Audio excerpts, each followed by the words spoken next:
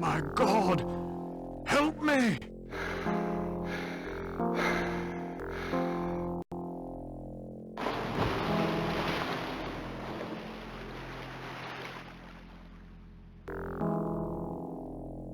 The book spoke the truth. Ah!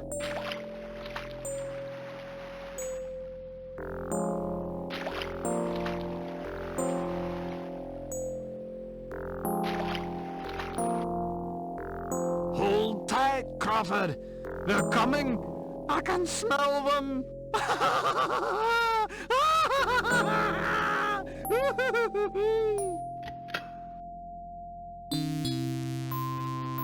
You were right, Doctor. It's hopeless.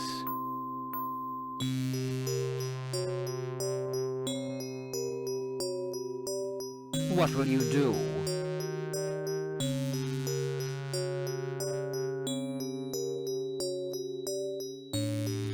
I think he would have liked to see his works donated to the British Museum.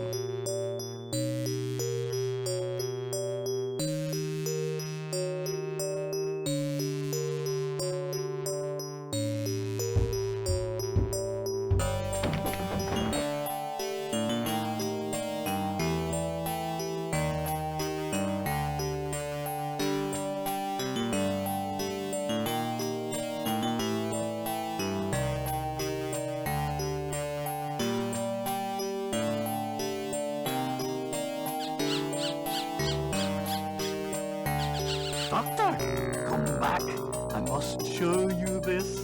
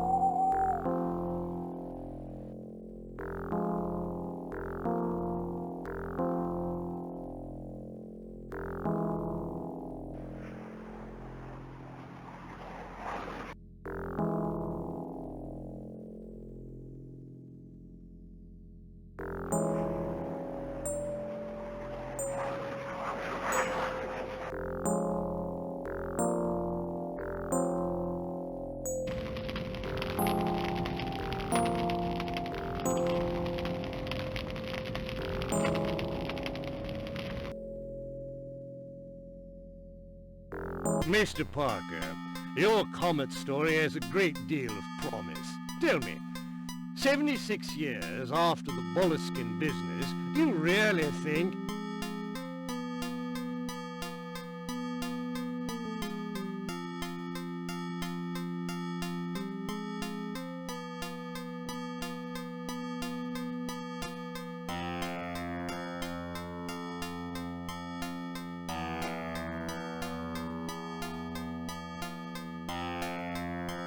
He stumbled over something extraordinary at Illsmouth.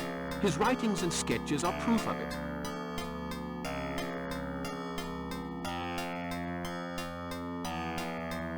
Yes, but he came home a raving lunatic. I don't want to go on any wild goose chases.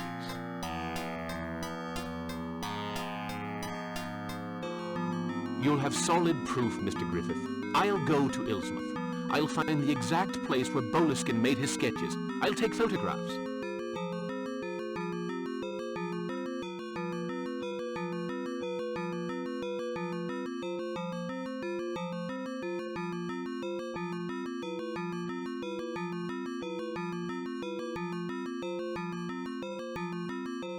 I finance your trip, and if you take the first steamship to America, will you be there in time for the passage of the comet?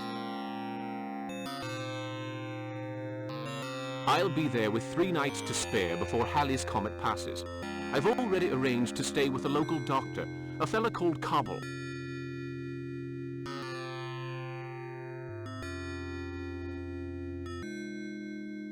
Well, I'm willing to take a chance. I just hope this is worth it.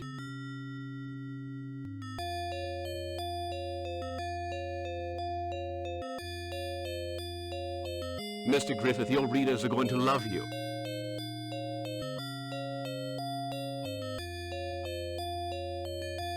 Bring me back some sensational photographs.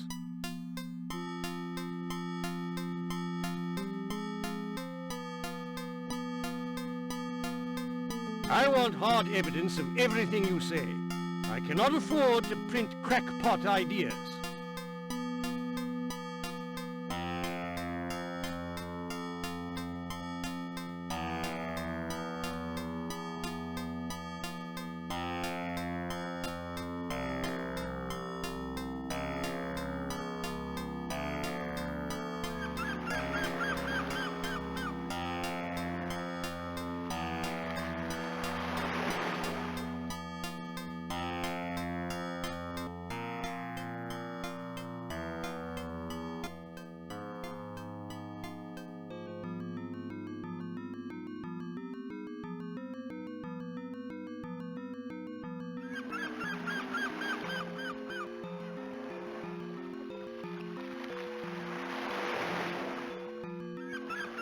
Mr. Parker, I presume? Dr. Cobble, delighted to make your acquaintance.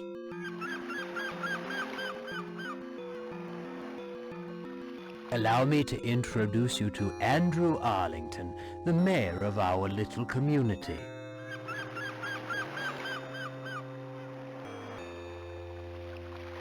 Very happy to meet you.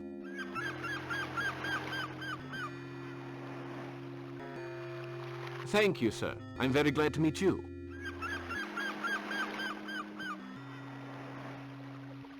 There's no time to lose, Mr. Parker. We'd best be on our way. The Sales brothers have delivered your luggage. There's a telegram for you. It's in your room.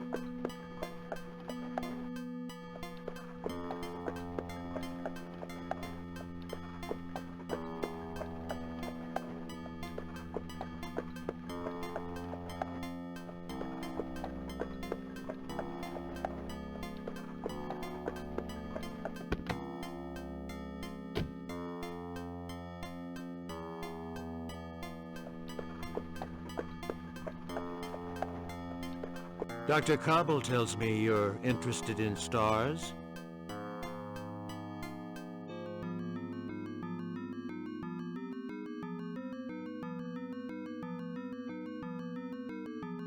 And comets. Comets. I guess your visit has something to do with Halley's Comet.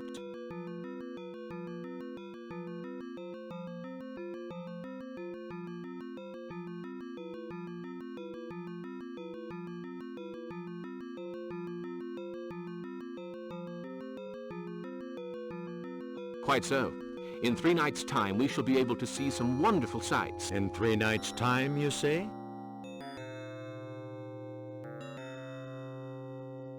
You'll see for yourself, Mr. Arlington, and you won't believe your eyes.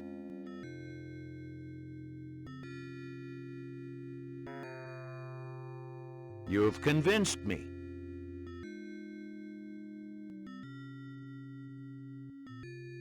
Well, here you are, all set to get to work. I'll show you to your room. I'll have to leave you. my customers.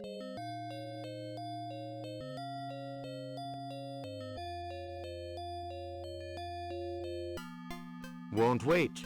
Just like the worthy citizens of my little town. Have a wonderful visit, Mr. Parker. Yes, welcome to Illsmouth.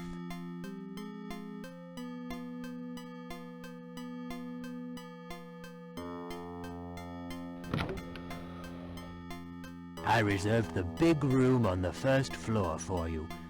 Tell me if you need anything.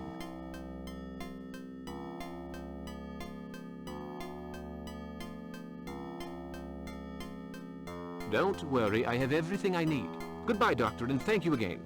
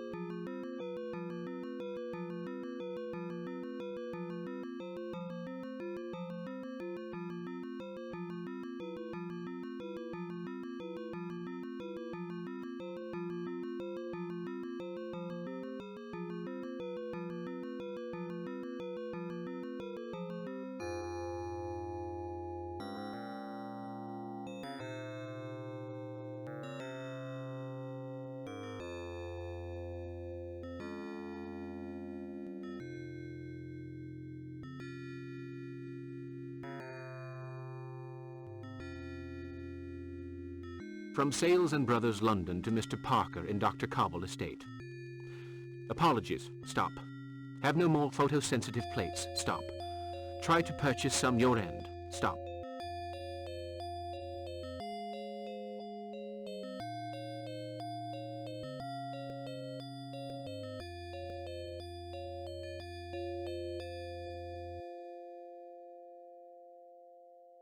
Tuesday, February 12th. I at last found a young villager willing to guide me through the forest for payment. Wednesday, February 13th. Good God, what a sight to see! The stars seemed a rifle shot away. This place must be a window to some other dimension.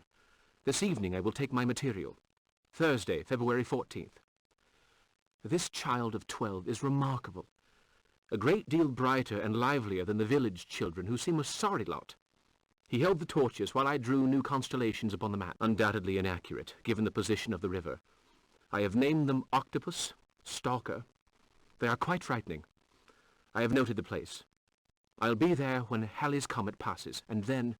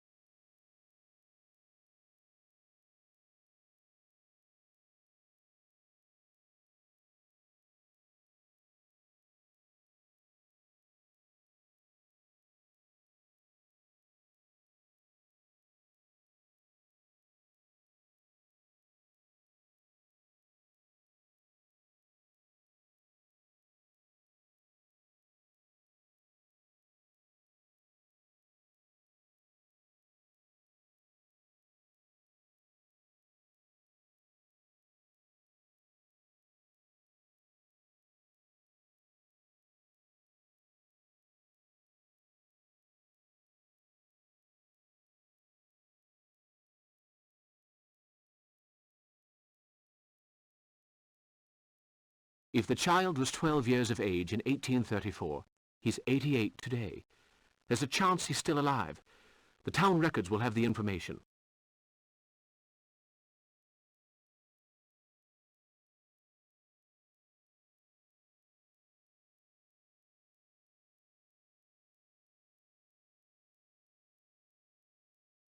The photographic plates haven't arrived with the rest of my luggage. Summary of Boleskin's book. I met a 12-year-old boy willing to guide me through the forest. What a sight! The stars appeared to be a rifle shot away. He held the torches while I drew new constellations. I named them Octopus, Stalker. Who was that boy? There must be a register of births for that period. Where can I find the town records? Just arrived in charming fishing port of Illsmouth.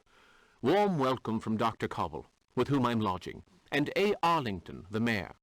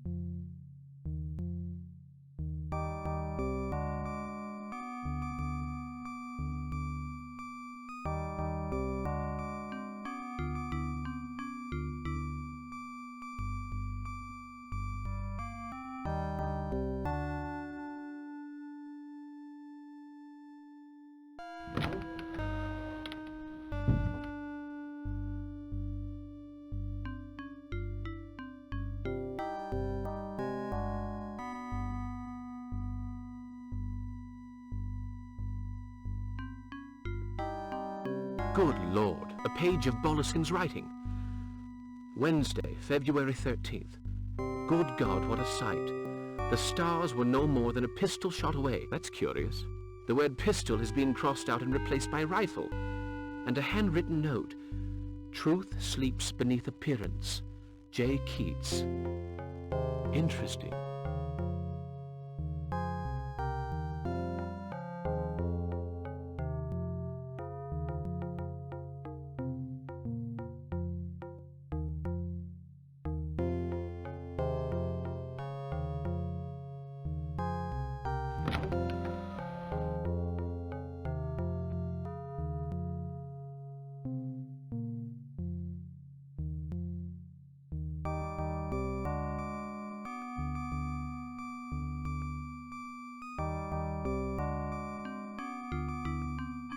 There you are at last, Mr. Parker. I've been expecting you. Oh, don't be surprised. Passing scientists invariably pay me a short visit. Of course, they're a rare breed around here now. Not like in the old days. But you don't want to hear all that. Allow me to introduce myself. Tobias Jugg, keeper of the archives and records, at your service.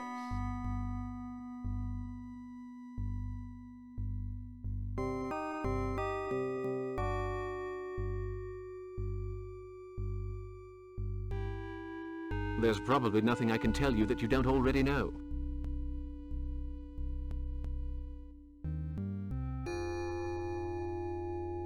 You're wrong, Mr. Parker. I may know your name and profession, but not the reason for your visit.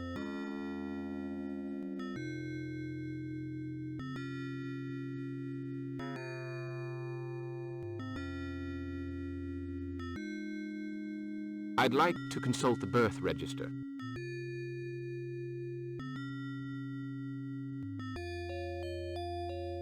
So your interests are not limited to the stars. I hope I may be able to quench part of your thirst for knowledge. But remember, there are more things in heaven and earth, Horatio, than are dreamt of in your philosophy. Now who the devil wrote that?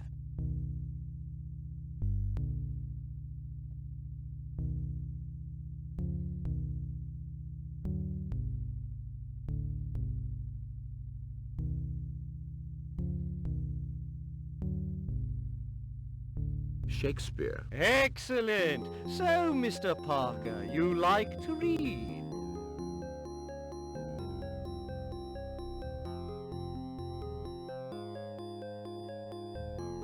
I like nothing better than a good read. Books are my passion, Mr. Parker.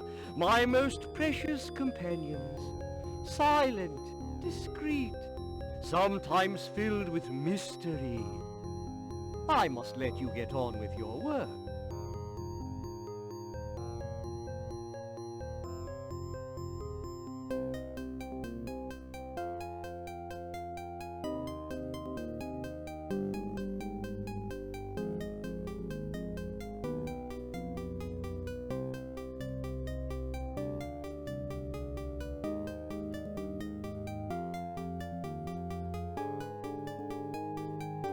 Fortunately, there weren't too many births in 1822. According to the register, there are 3 still alive today. Curtis Hambleton, William Coldstone, Thomas Greenwood.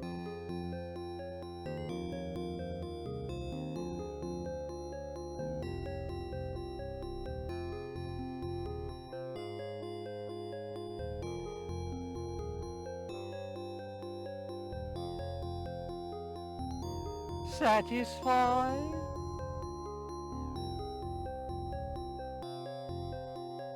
I believe I've found what I was looking for.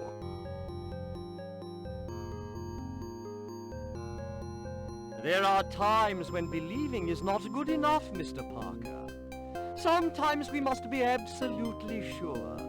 Take Illsmouth, for instance. For many years the locals believed in the old legends. Did that make them true? I have a number of documents on the subject.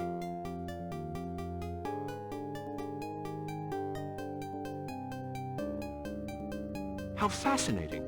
That's a subject I'm very keen on. My library is full of such material. And I'm not talking about a mere single room, oh no. A lifelong study, you know. There are those who would dearly love to get their hands on some of those old papers, but they'll need to be smart.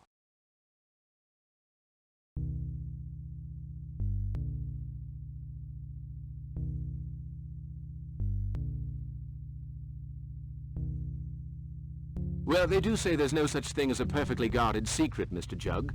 Think of Oedipus's Sphinx. Well, you're close to the mark there, Mr. Parker. But I'd better let you get on with your work. Come back any time. The records are open in the afternoons. I'm usually at home in the morning. My house is just right of the post office. Just ring whenever you want. I'll tell you some interesting stories.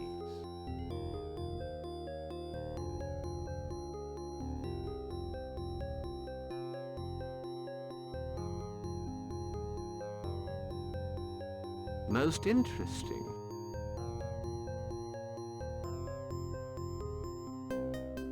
You're a likable young fellow.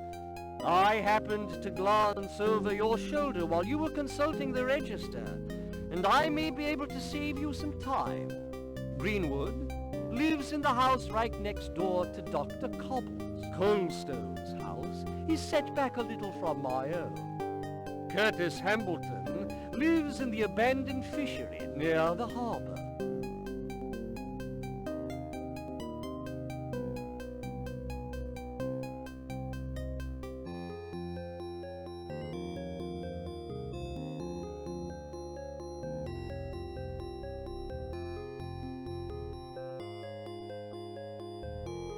I don't know how to thank you.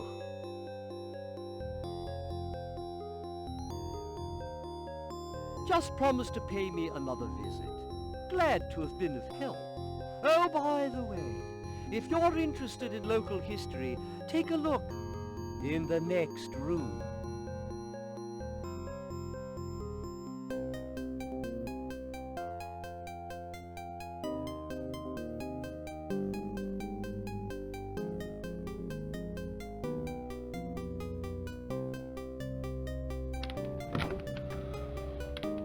If you want to talk, I'll be at home.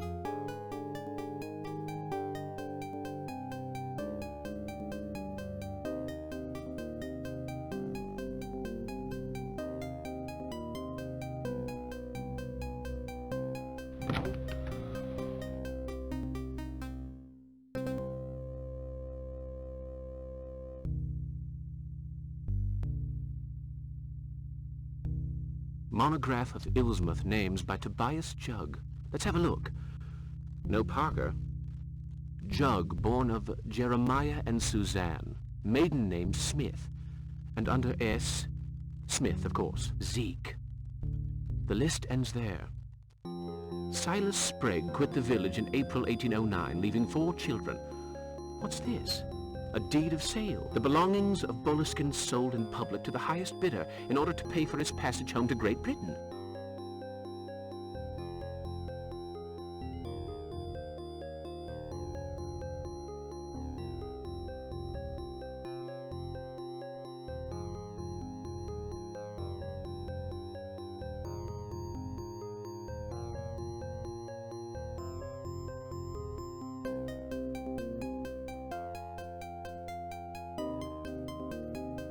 A pair of broken binoculars. Would Judd be spying on somebody?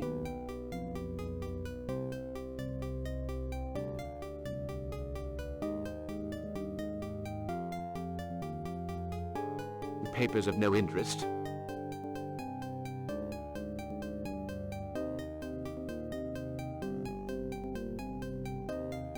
A magnifying glass.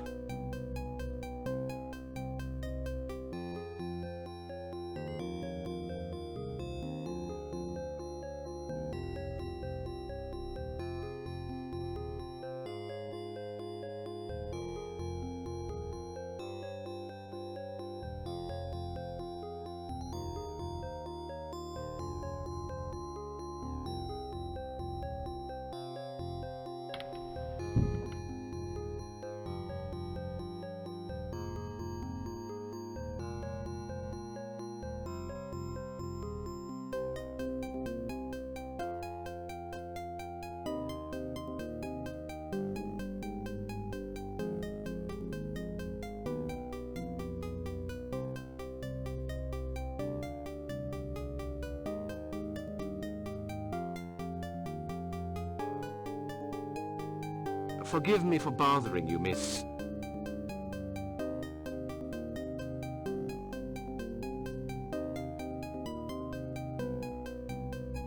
You're not bothering me, Mr. Parker. Oh, there's no need to look so surprised. Illsmouth is such a small town, and news travels fast. I'm Gloria Tilton.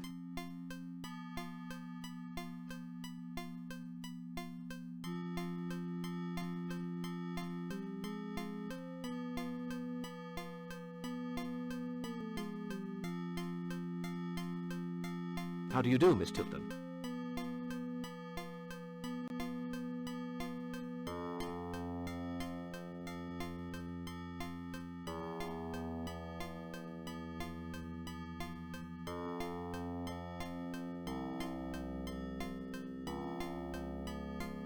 Miss Tilton, I am a desperate man. I really must find some photosensitive plates. You take photographs? Why, that's wonderful. I'll show you to Myers. He's bound to have what you need. He sells everything. Oh, you won't tell my Aunt Peacock about this, will you? She thinks photography's for flibberty gibbets.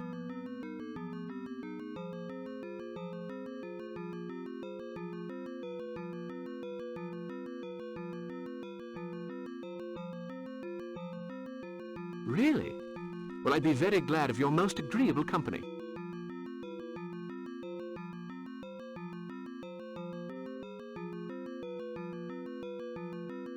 Please, Mr. Parker, call me Gloria.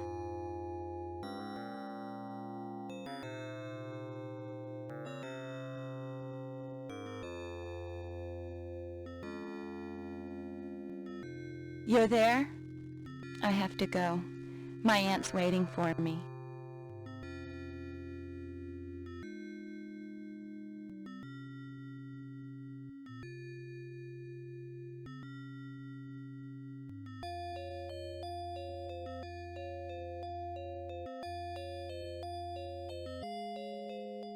Be with you right away, sir.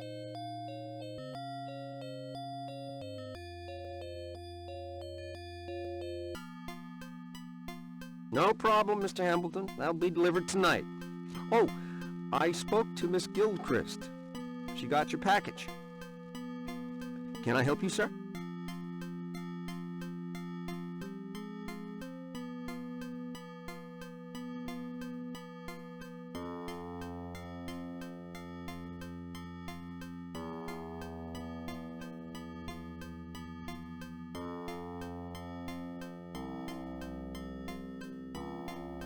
I'd like some photosensitive plates, please.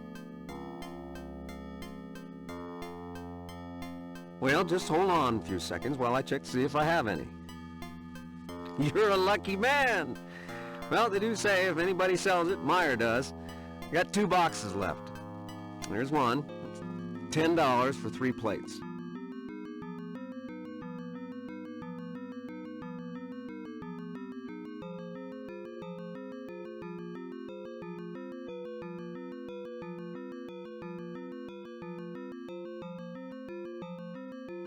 I'll take them.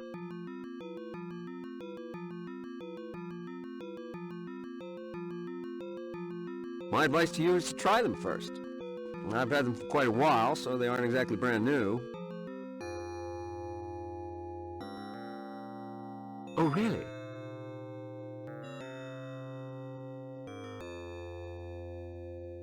That's a fact. Daytime, night, outside, inside. What is it you're wanting to photograph?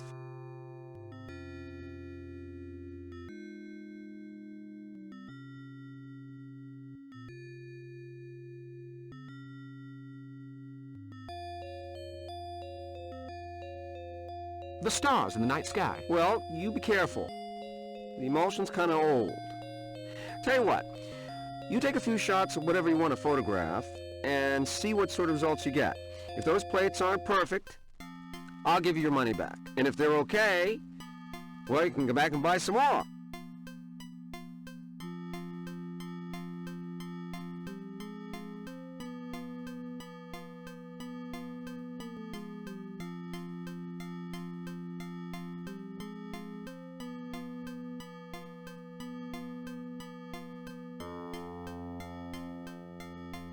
I'll take your advice.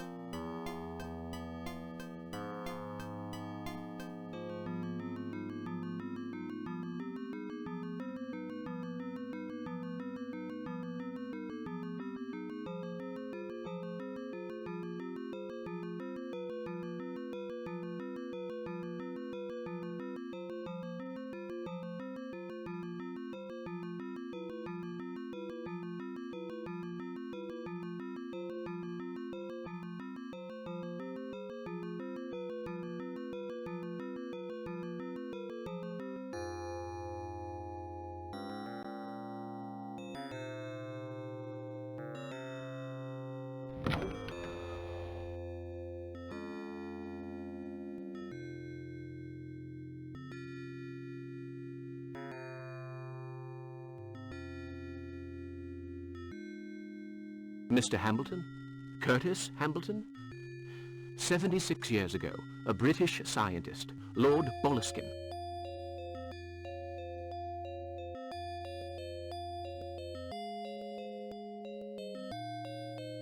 Don't mention that name to me. Bad luck and trouble. I led him around for 3 nights. I carried the torch, the rifle, and I saw the thing. What thing?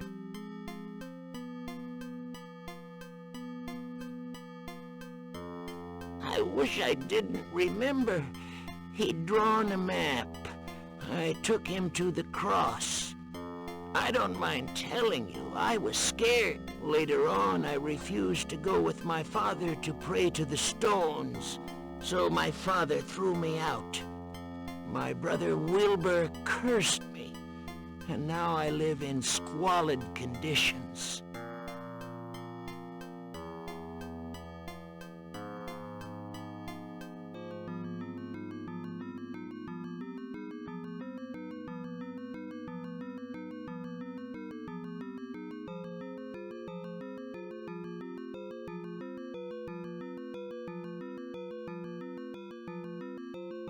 Where did you take Boleskine? Get away from this region, mister.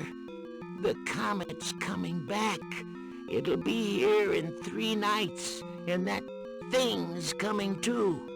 Wilbur said so, so just get away from Illsmouth while you've got time.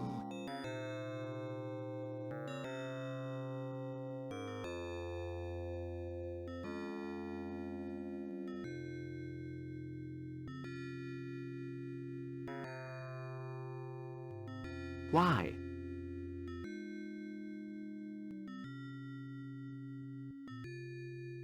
If you saw what I saw, It was on the third night, in the forest near the Calvary. The English guy was drawing. Then the thing appeared. I'd pay any price to forget what I saw. Now, get lost. Shoo!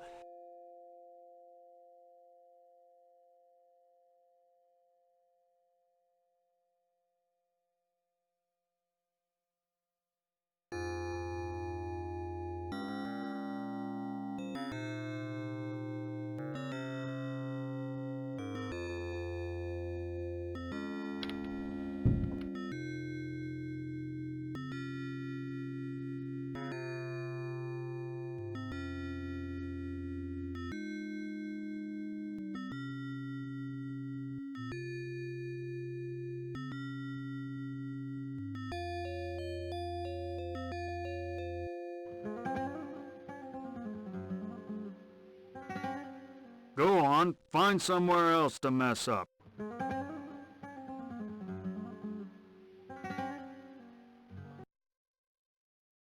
Say, Mr. Parker, Mr. Arlington, the mayor, told me about you.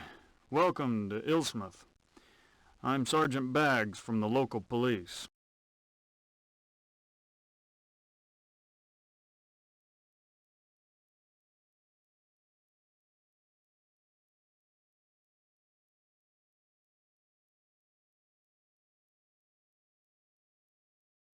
Glad to meet you. I'm looking for a cross.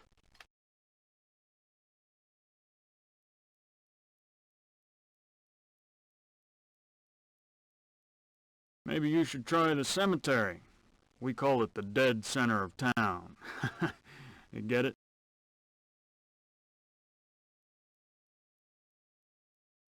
I'm looking for a Calvary in the forest.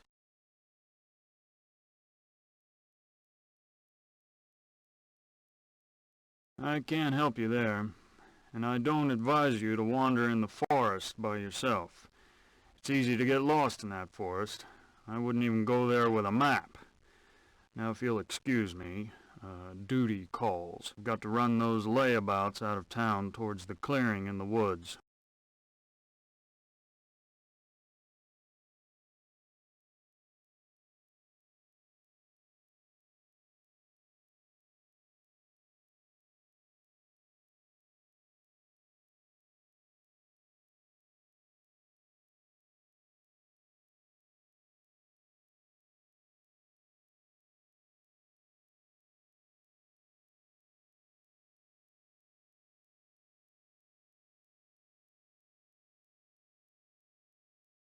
What have they done?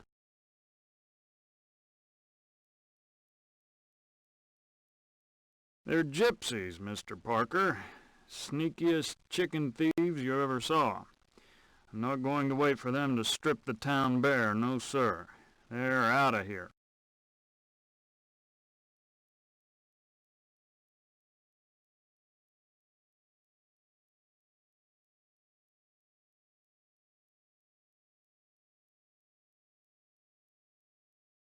Surely they have some rights.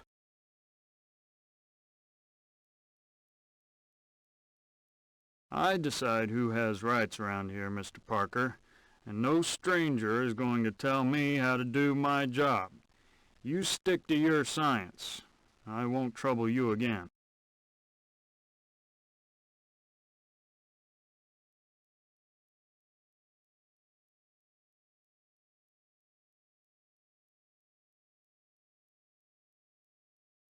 But come now.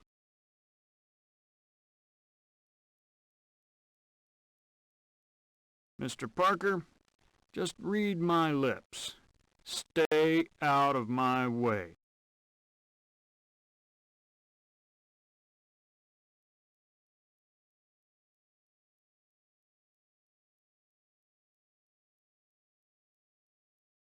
Thank you, sir.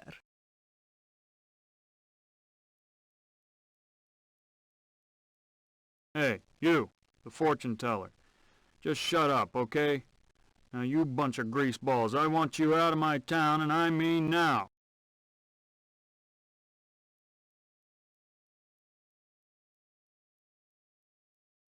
Mr. Parker, adieu.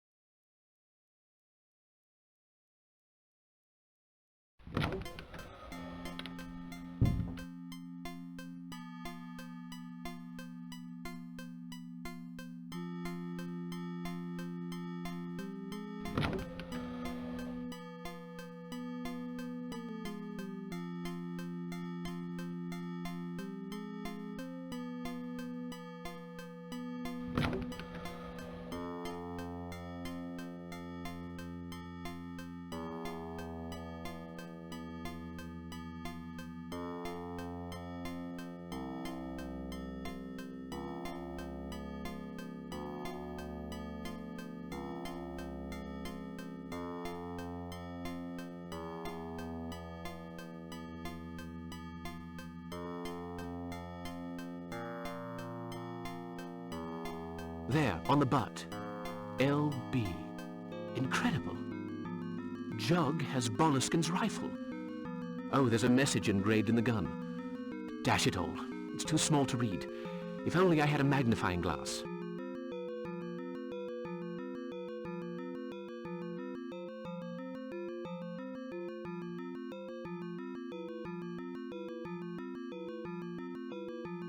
It's badly written. Ah, Searcher.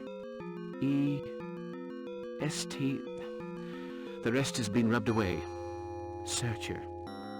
Suzanne Searcher, probably. Strange. Those names are not mentioned in Boleskin's notebooks.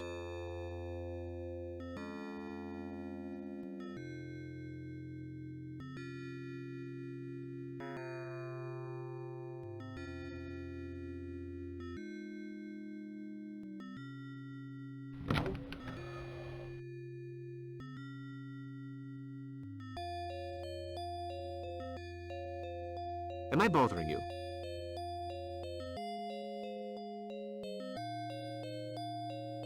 Not at all.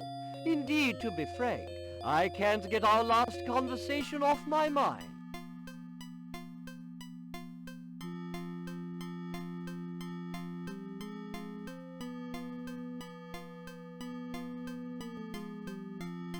Have you found something? Not yet. But I hope to shed light on a few interesting facts. We'll discuss them later on.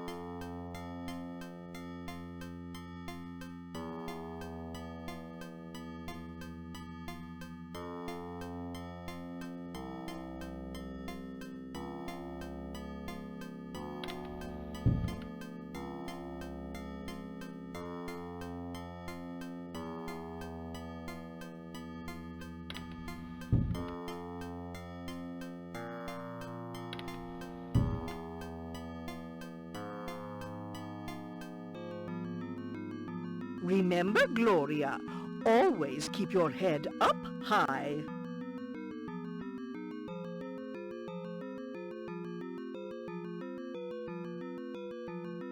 Yes, Aunt.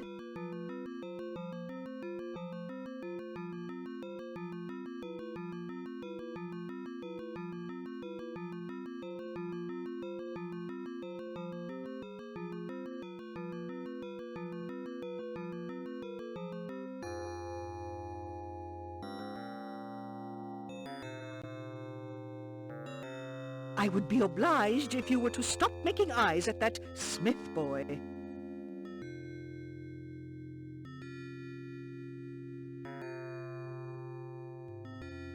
But, Aunt...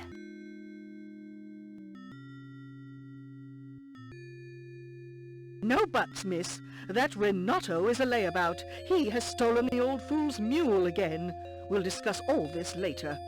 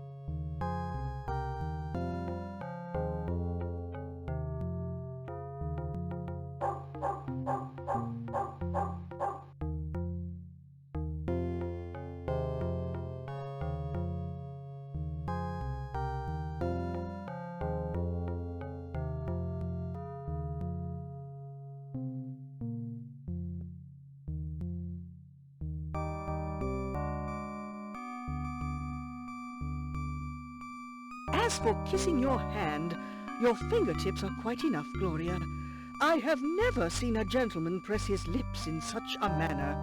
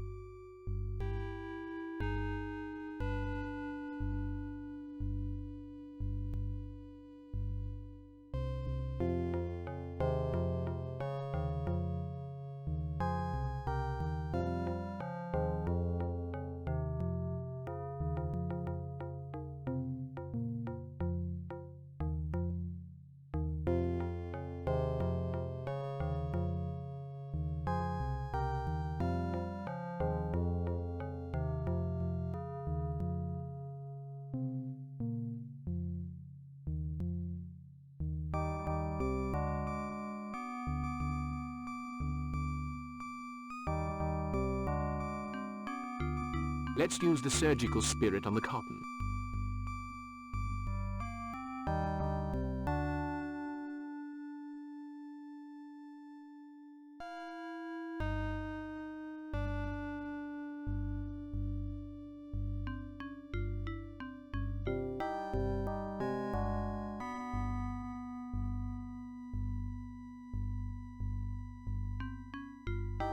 There must be a clue in this drawing, but what is it?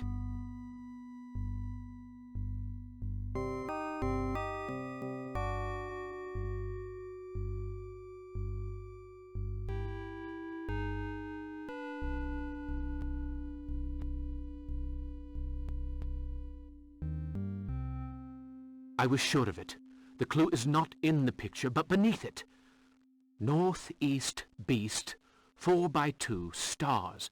That's where the cross...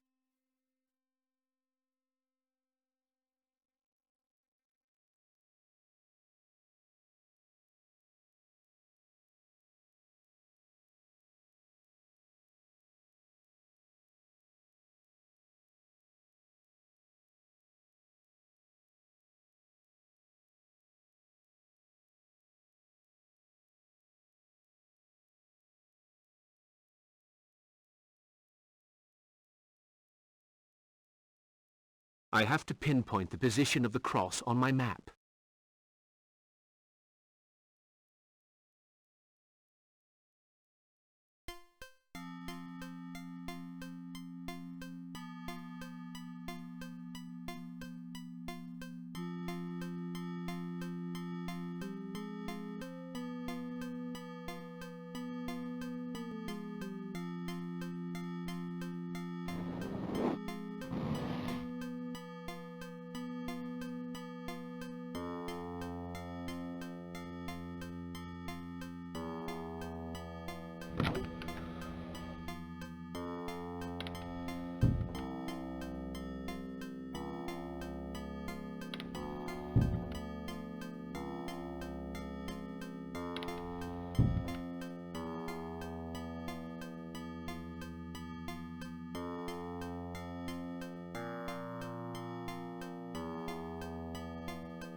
How's the photography going?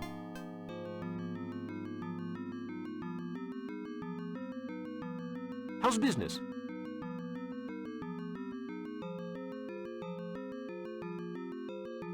Just fine. Now don't forget to test those plates I sold you.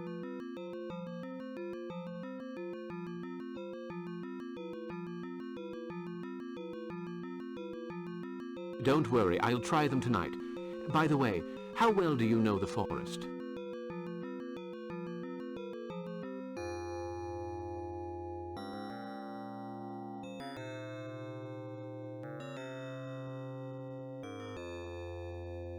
Not really. Why? I need a guide for tonight.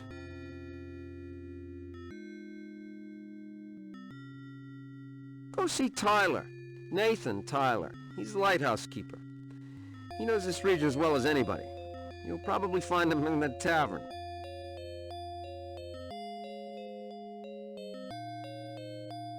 Thanks for the tip. Do you know Wilbur Hambleton?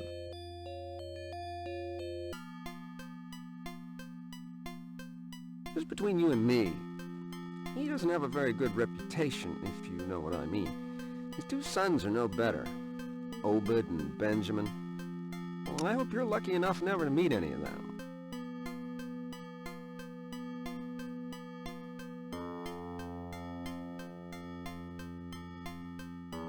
Lucky not to meet them. You make them sound like a heap of trouble. Trouble is a nice way of saying it.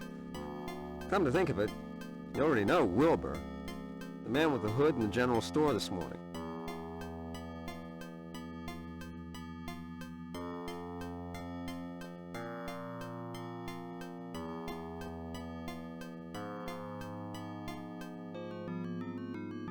Yes, I remember.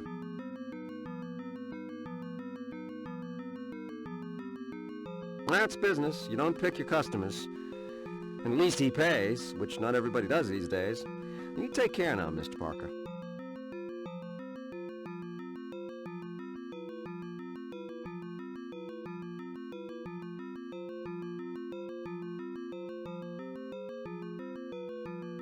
Goodbye, Mr. Meyer.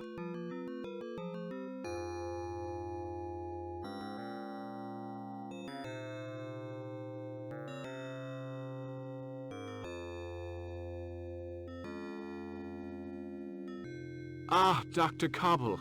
I'm glad to see you. Well, Mr. Parker, is the room satisfactory?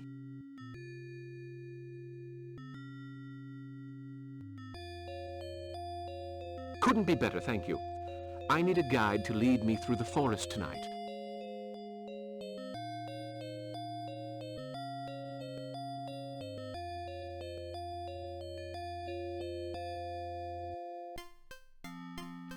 What?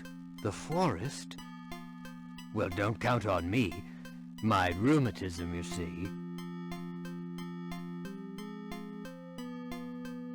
I wouldn't dream of imposing on you, Doctor, but I have no idea whom to ask.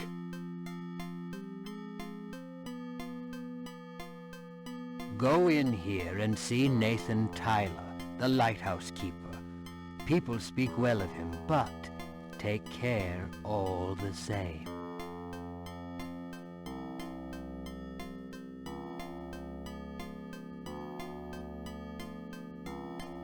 Take care?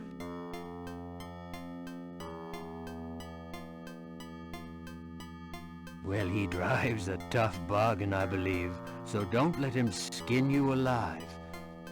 I hope you have a map. Otherwise... I understand. Thank you, Doctor. May I offer you a drink?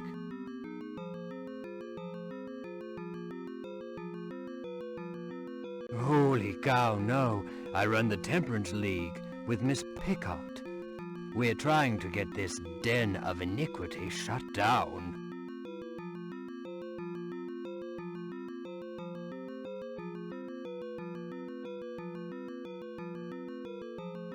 Oh, I'm so sorry. I had no idea. To be honest, Miss Pickott bullied me into it. And I'll admit I don't care too much for Zeke.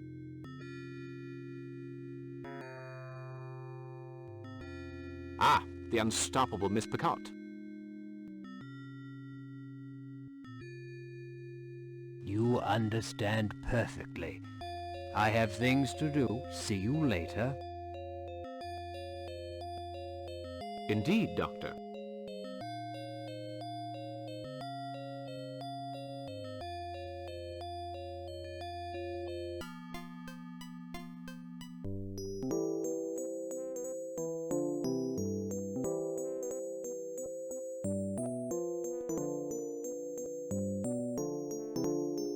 What'll it be?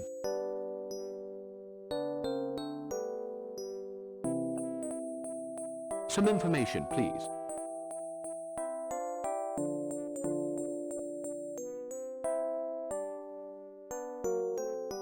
Does this look like a library? What are you drinking?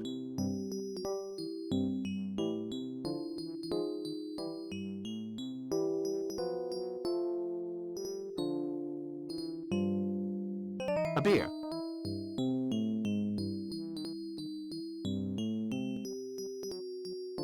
That'll be $1.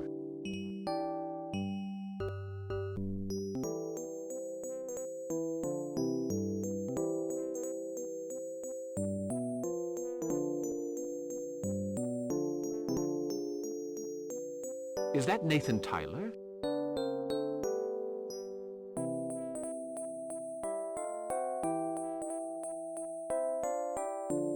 No, that's Thomas Bishop, a fisherman. Lives in the house in the harbor. First one you see when you arrive.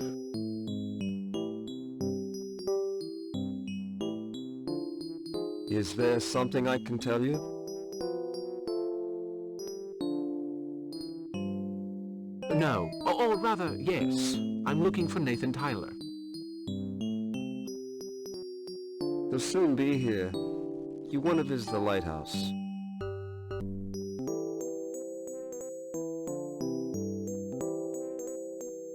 No.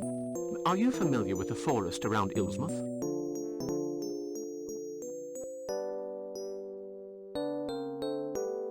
So? Why?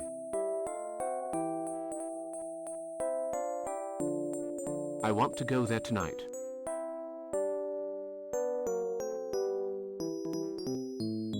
I see. You must be the astronomer. I don't think you'll find anyone to take you.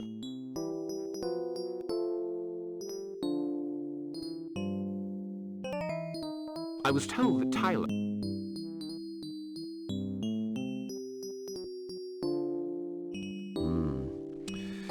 It's none of my business, but, you want to be careful of him.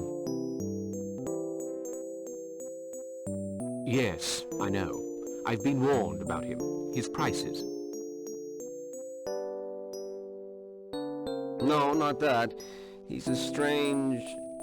Shh. It's him.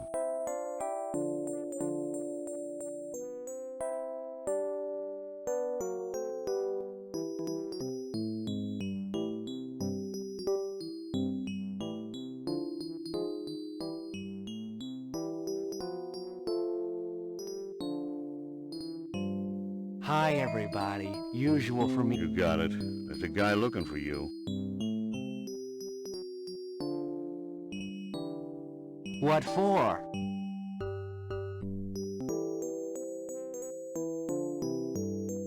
I'm told you know the forest well.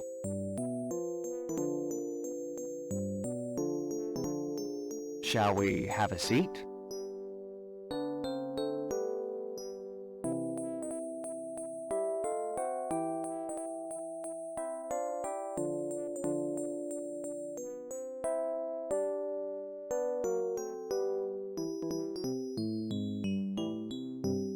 You want to do some hunting, maybe? Get yourself a plump hare or a duck?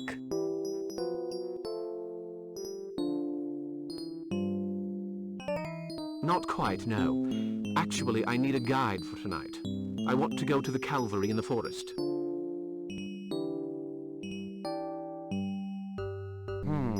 That's quite a way.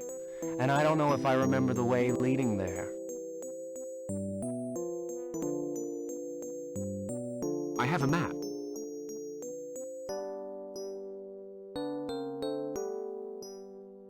A map? Well, I wouldn't rely too much on it if I were you. I'll take you to the Calvary for $20.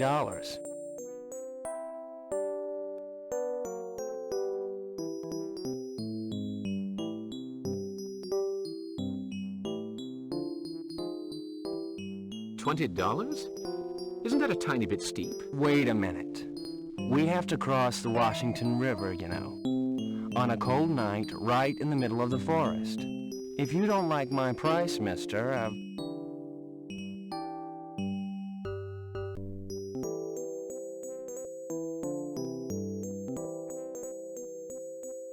Parker. John T. Parker. Why didn't you say so? I'll take you there for nothing. Well, let's make it $5 for my expenses. We'll stop by at my place for something to eat. Then we'll get ready and go. Okay?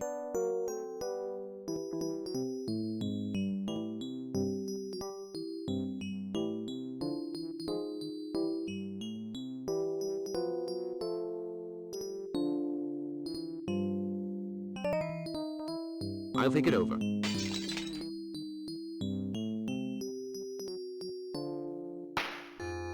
Go on, Benjamin.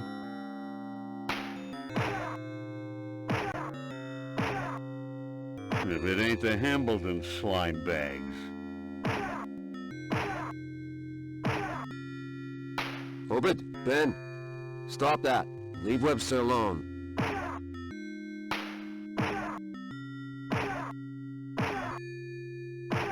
Stay out of this, Bishop. I've been wanting to get me a Webster for quite a while now.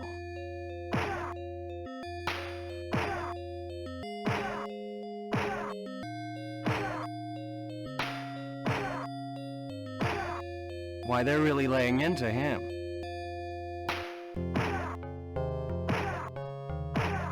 Why don't you do something to stop them instead of making inane comments?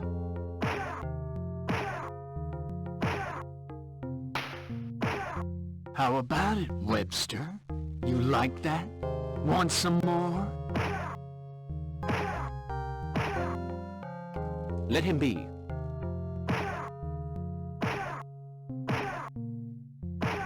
That's enough.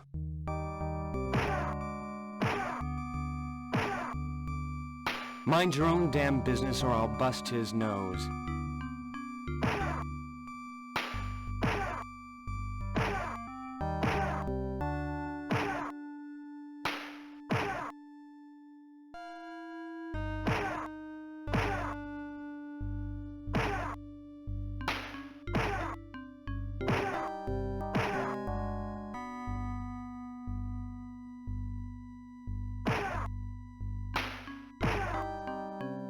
You'll be sorry, won't he, Ben? Yeah, we'll get you. Then you'll be really sorry.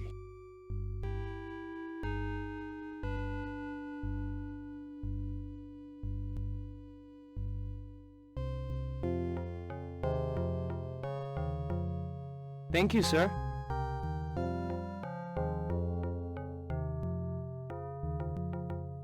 I'm taking you to the drugstore.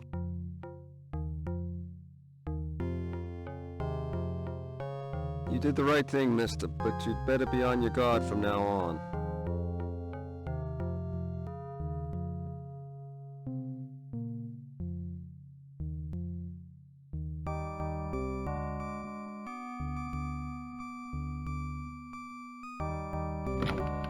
Father, quick! Somebody's hurt!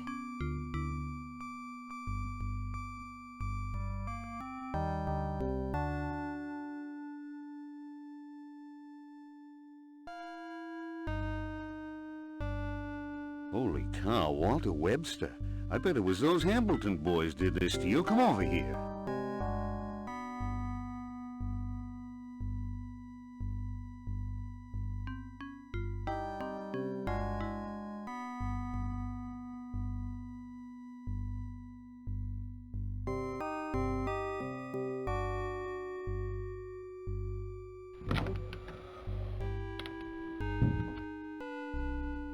You're a photographer, aren't you?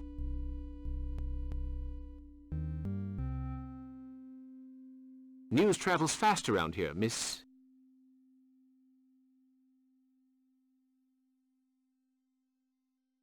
Mary Matthews. I run the drugstore with my father. He's nuts about photography.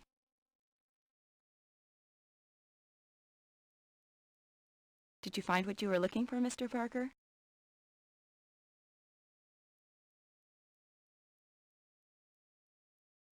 Yes, thank you.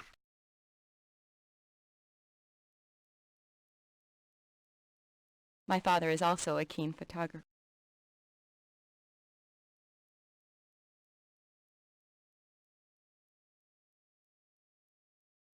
Now, that should keep him alive. Mr. Parker, I'm Jonathan Matthews. I hear you're a keen photographer. I have a darkroom which you're more than welcome to use if you want to develop your plates. You did a fine thing chasing off Benjamin and Obed. May the devil take those boys.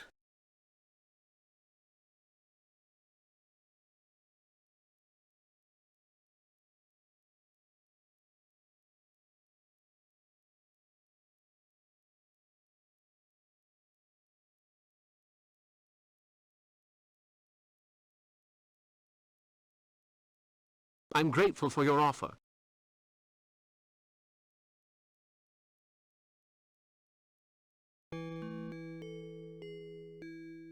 Come whenever you want, Mr. Parker.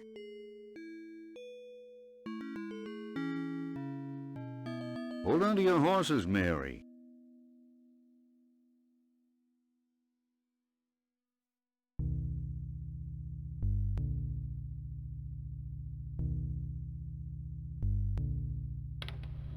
So you're back on your feet?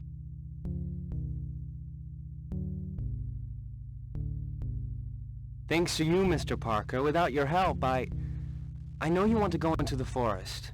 If I can help you...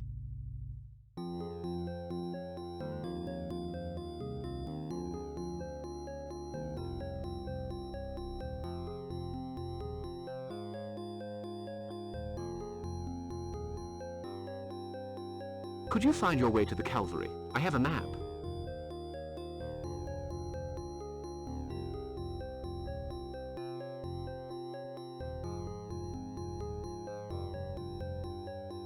We can try. That'll be my way of thanking you.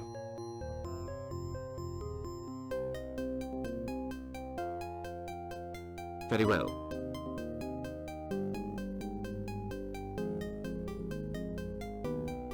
We'll meet in an hour outside the town hall. See you later, then.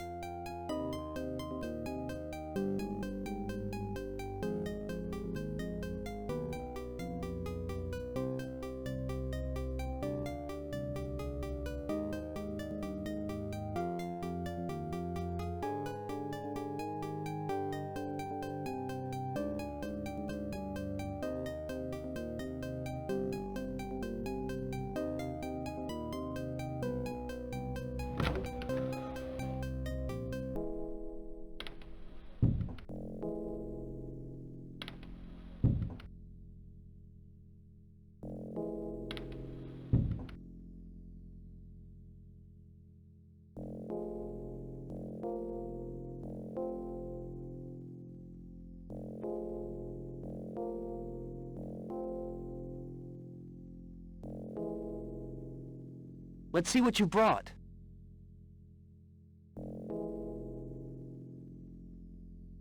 Okay, we have everything we need. I know this place very well. Let's go, I'll carry the tripod.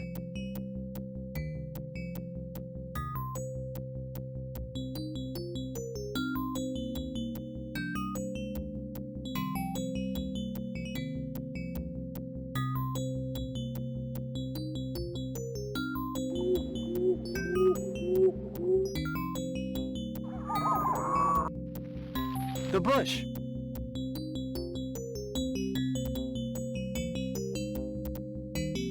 There! That bush! It moved, didn't you see it? There's somebody spying on us for sure.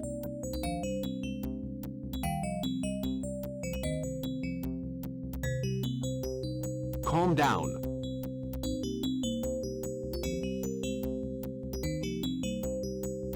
Listen, the cross is on the other side. I have to go home now.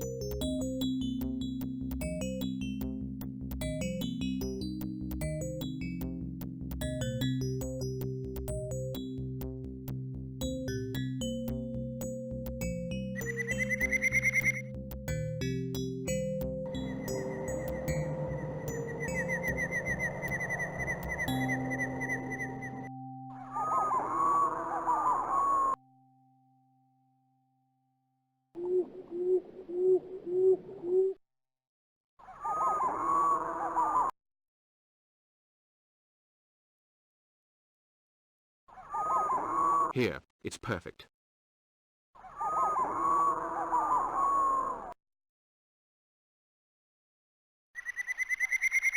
Fine, that seems to be holding.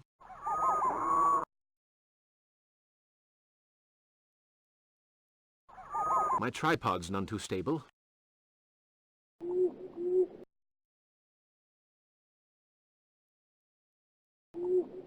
There, that should hold it in place.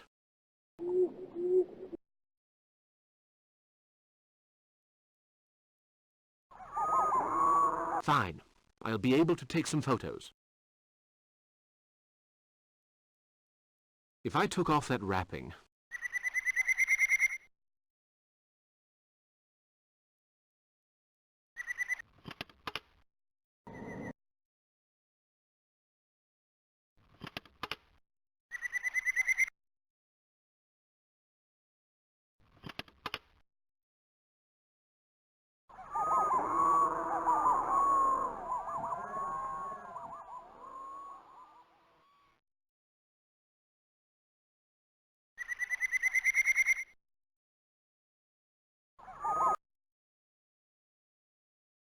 There's a passage that way.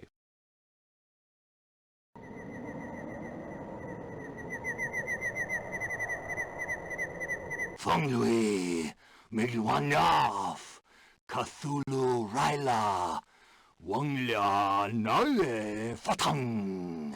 Funglui, Milwanyaf, Cthulhu Raila, Wanglia Nae Fatang.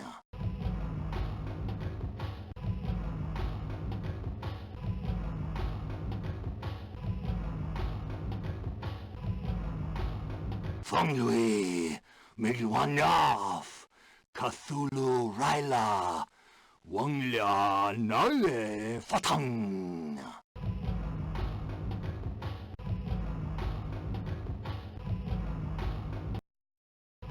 Behold! Look up there! We are being observed.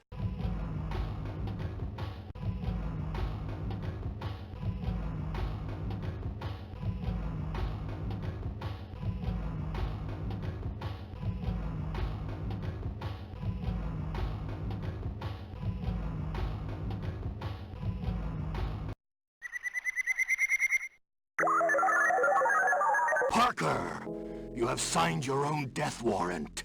I, Narakamus, tell you that in 2 nights, Cthulhu will reign once more.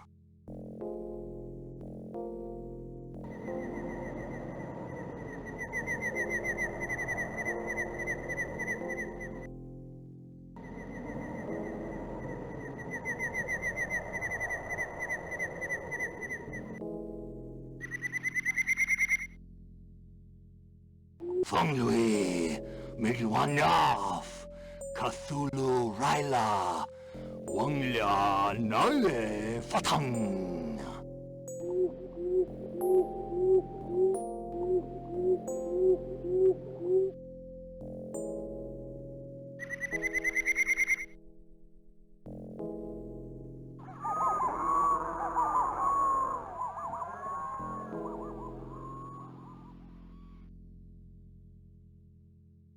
You're exhausted, been overdoing it.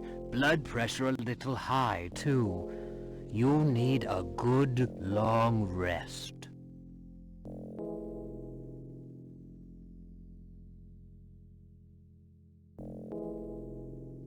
Out of the question, Doctor.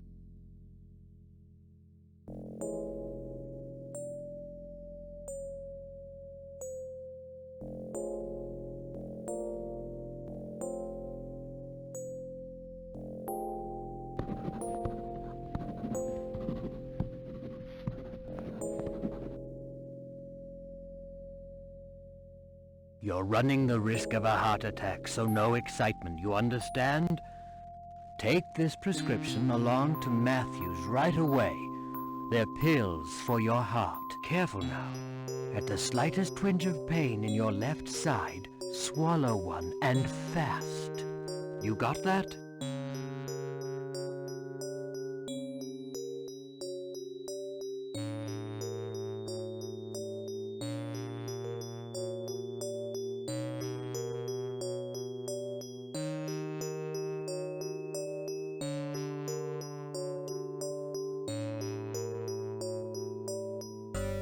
I hear and obey, Doctor.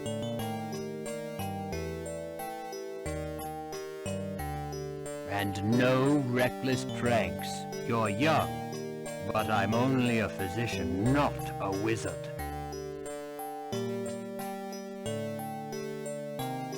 Doctor, there's something I must tell you.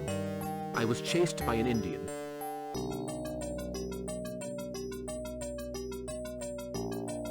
An Indian?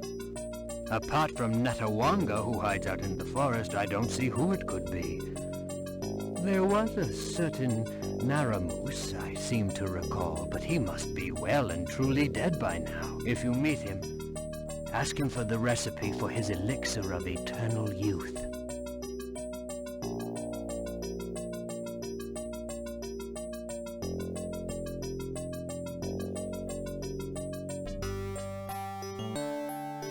I'm not joking, Doctor.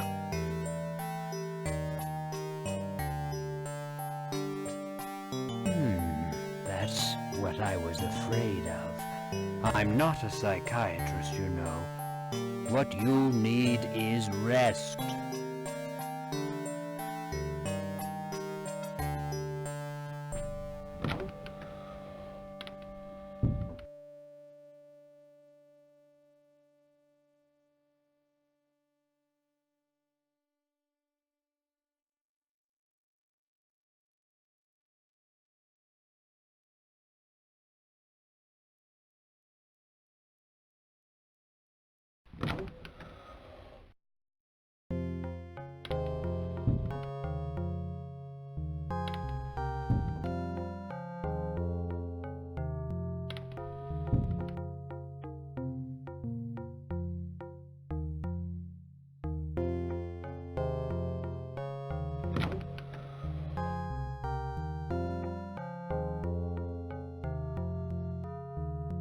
Hello, Mr. Matthews.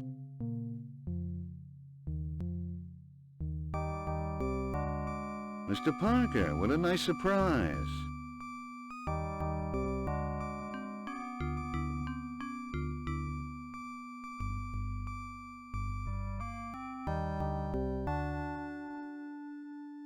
Darn it all, I'll get all that ready for you. It's going to take a while.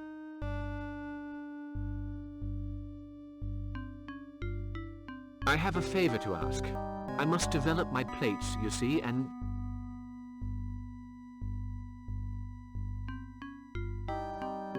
Help yourself. It's the door at the end. I'll be with you as soon as I've finished.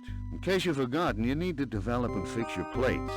That requires mixing 4 different chemical products. You find the products you need to mix for each preparation on the shelf.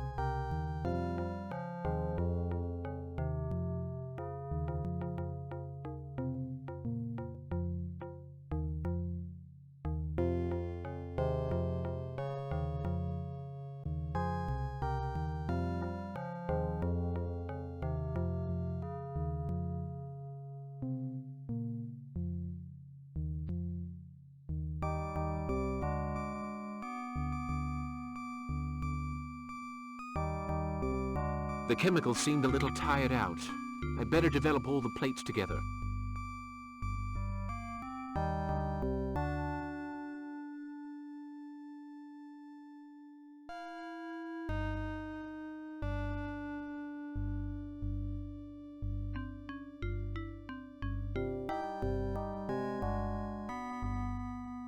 A few drops of metal.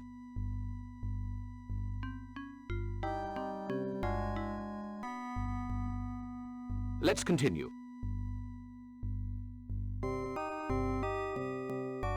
A dash of hydroquinone. Well, let's see the fixing solutions. Let's continue.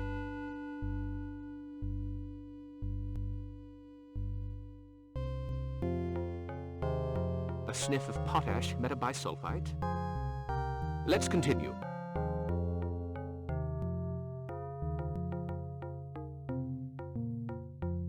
The merest hint of sodium thiosulfate. No problem.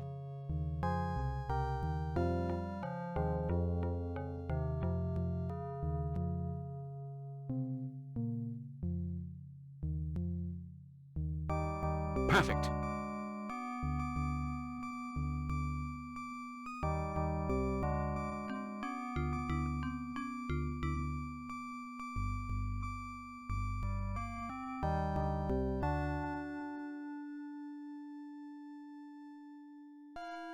How horrific! Ah! My heart!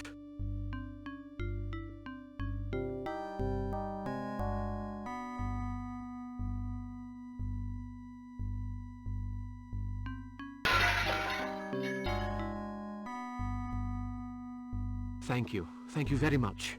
Without you, You see, that's a lot better already. Don't push your luck.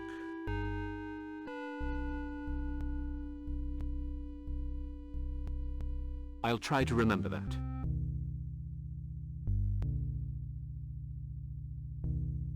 I'm counting on you. So is my daughter. That comes to $10. Thank you. Now I must leave you. Will you be all right?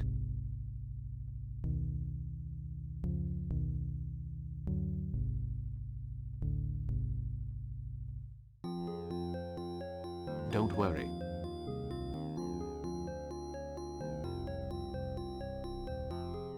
The drugstore's open from 8 to 6. If you need more pills, just stop by and ask.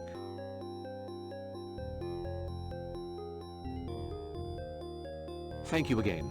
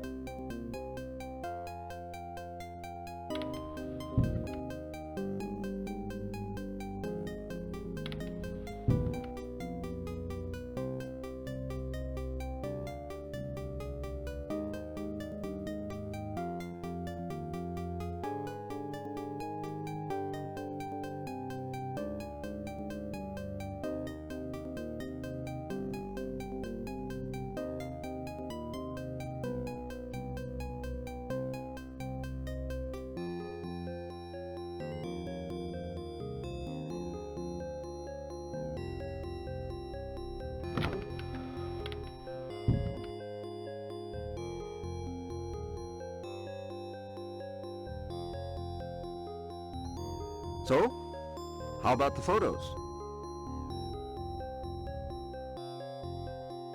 I just wanted to tell you your plates are still good.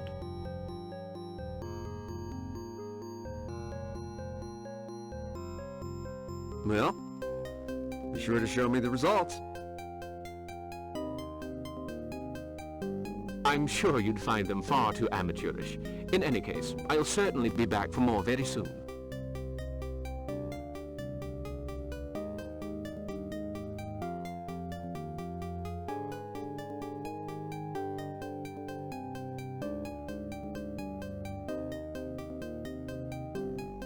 All right, but don't wait too long. Goodbye now.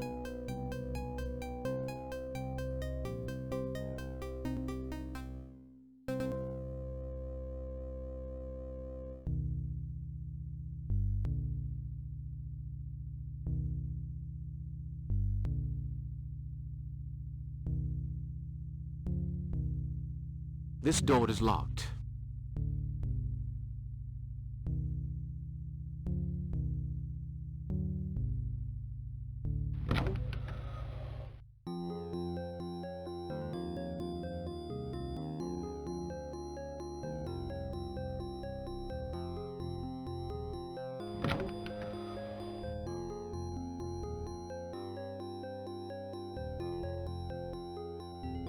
A statuette.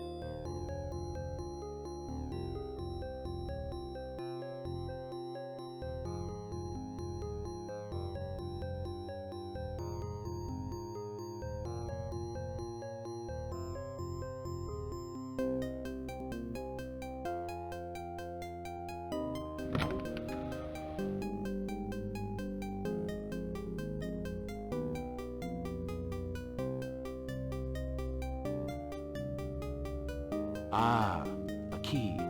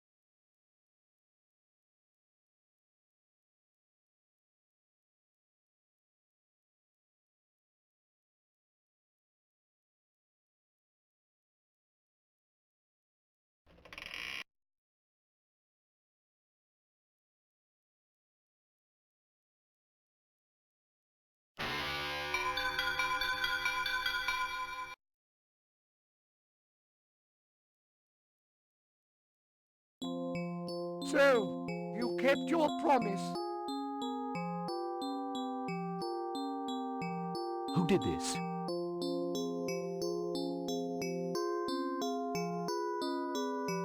I didn't see. What does it matter now?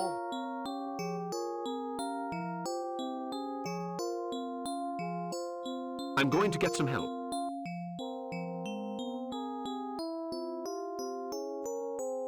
No, it's too late for that. And I can still be of some use to you.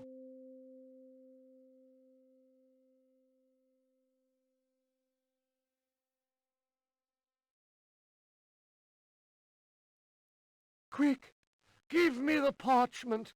They came to find it. Great heavens, it's as I thought. It means, in his dwelling place of dead Relia, Cthulhu dreams and waits. Do those words ring any bells?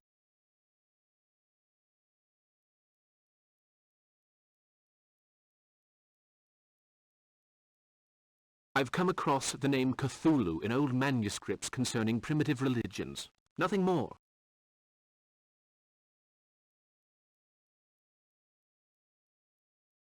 Mr. Parker, man has not always been the master of this world. Many ages ago there was a race of gods, the great old ones.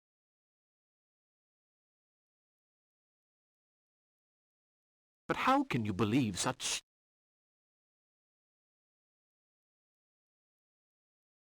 I have little time. Rightly or wrongly, many believe that by using certain incantations, these loathsome creatures can be brought back to reign over us once more.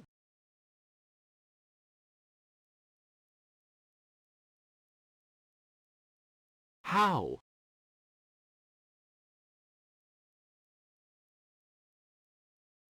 There are portals through which the great old ones will enter, in exchange for the promise of power, wealth, and immortality. Oh, there are men prepared to perpetuate the hideous ancestral cults and work for the return of these gods.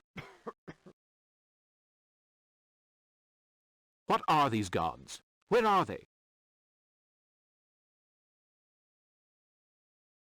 They are at once far away and very near. Their names are Dagon, Yog-Sothoth, Nyarlathotep, Cthulhu. There are many others. The passing of Halley's Comet coincides with a favorable astral conjuncture. They will return. Parker, you must stop them. You must. Do you hear me? How can I stop them?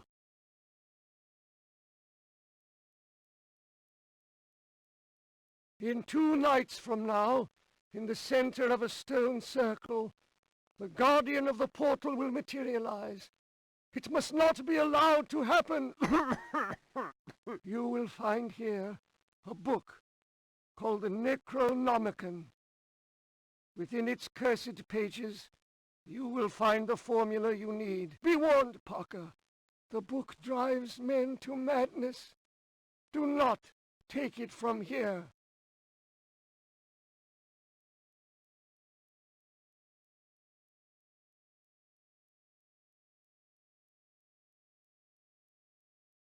But if you...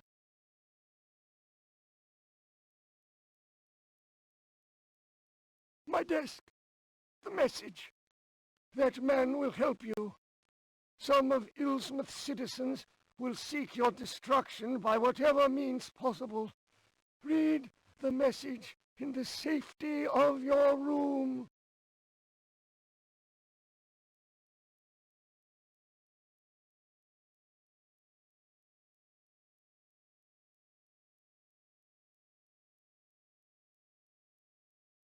But...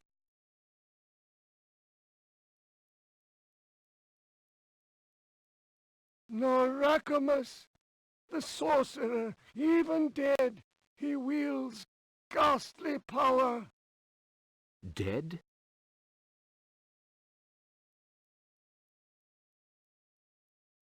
Remember, more things in heaven and earth, Horatio, than are dreamt of in your I won't forget, Tobias Jug.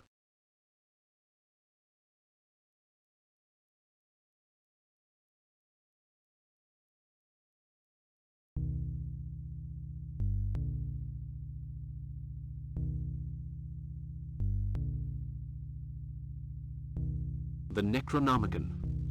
I'll need a key to get this book open.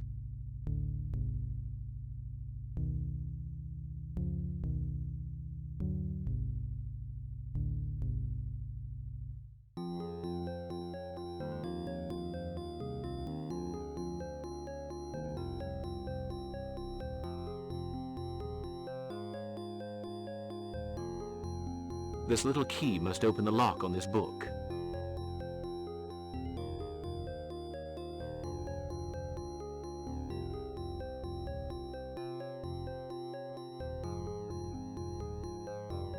The ancients were, the ancients are, the ancients will be.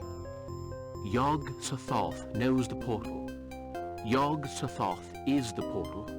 Yog-Sothoth is the guardian and the key to the portal. To summon him, stand inside the circle at the appointed hour. Yagnai, Thafak, Nagha, Yog-Sothoth. 3 times he must be summoned, and there will be light. the portal will shut.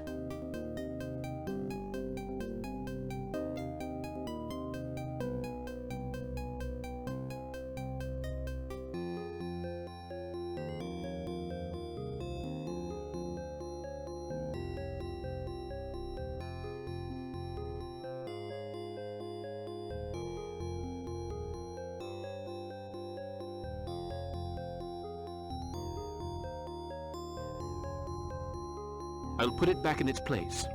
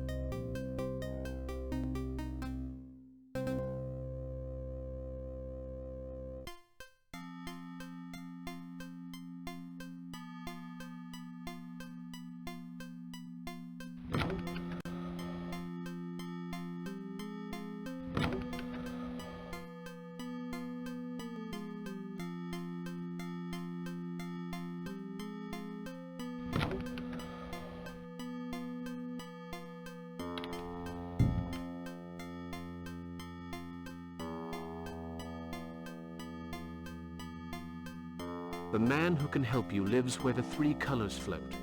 From there, 100 messages leave.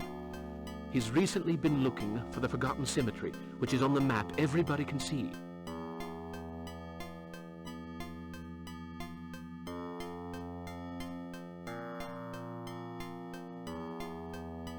Now, where have I seen a map of the region? And what are these three colors and 100 messages?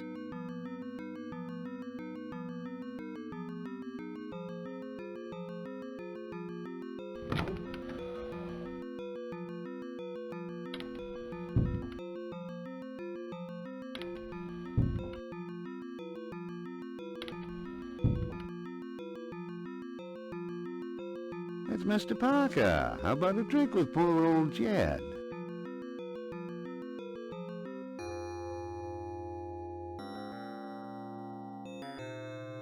I'd love to, but a little later. I'm in something of a hurry.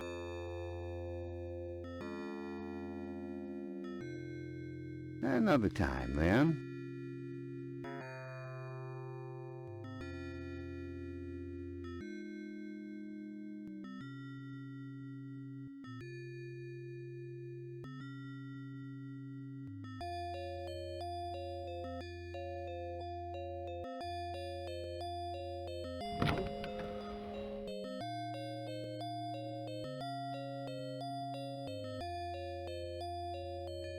Good day, Miss Gilchrist.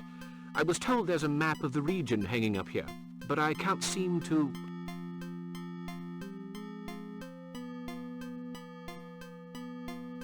Oh, well, David Underhouse asked me for it, and I lent it to him.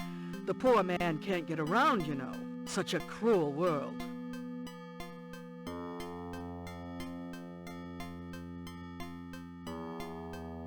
Where can I find him?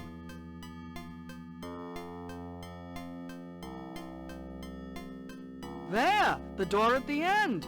Interested in Indians, are you? Mr. Underhouse is very keen. He's been looking for that cemetery for months.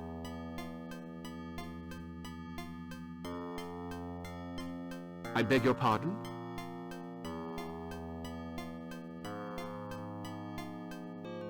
The cemetery of some Indian tribe, the Muckamucks or something. Well, he found it, and my, is he happy. Now why should a fine man like that take such an interest in savages?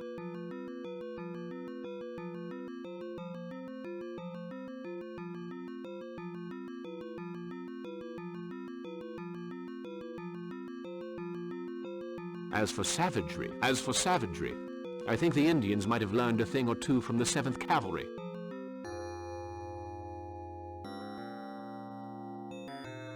Mr. Parker, my father often said, the only good Indian's a dead one, and he knew what he was talking about. Now, if you'll excuse me, some of us have work to do.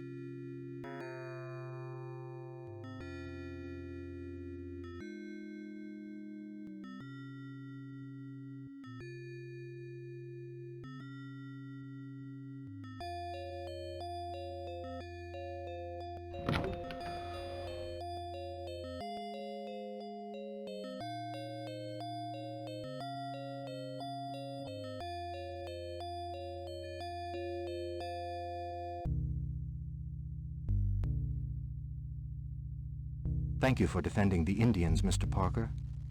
No, the walls don't have ears. They are merely very thin. I believe you want to consult the map of this region. Please, go right ahead.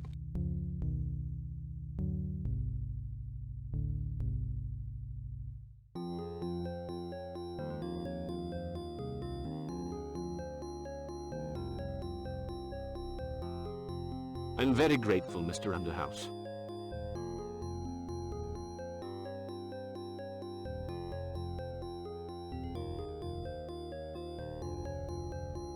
So, Mr. Parker, why don't we discuss the Micmac?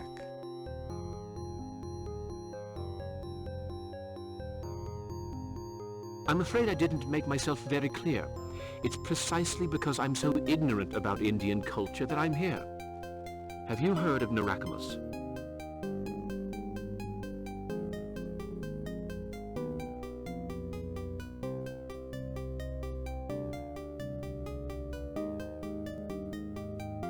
Indeed. He was the last of a particular branch of the Micmac tribe, a branch known as they who worship the Night Howler. By Night Howler they meant Nyarlathotep. How did you hear about him?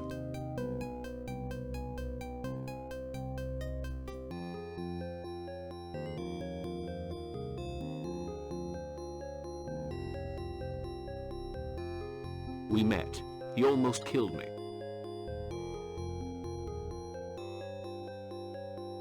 But he is supposed to have died 70 years ago. I can only tell you what happened.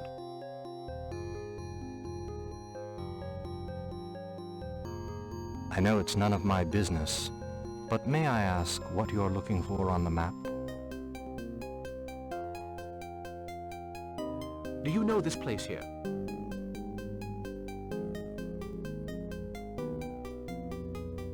That's the stone circle, the location of the Micmac burial ground. And you say you know nothing of Indian culture?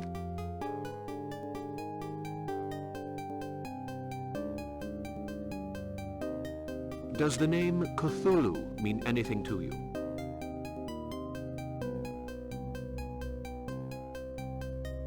Let me answer you with a question of my own. Did you know that those who worship Nyarlathotep are rewarded with a very particular gift? Immortality.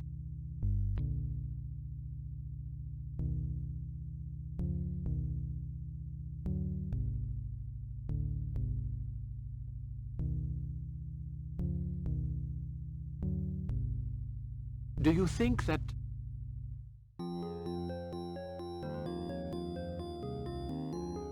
There are names it is wise never to pronounce, and people it is wise never to meet.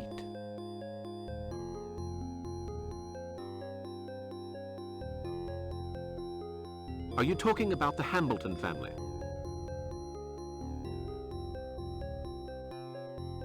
An ancient curse hangs over Illsmouth. Some of the townspeople practice strange rituals in the worship of foul and age-old gods. I wanted to know more, and my curiosity cost me my legs.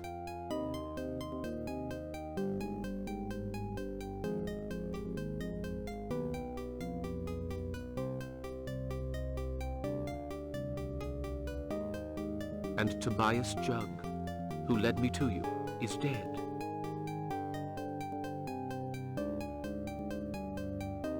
Dead? Dear God, there is no time to lose. Andrew Arlington isn't here. The diary containing the origin of the curse is locked inside his office safe.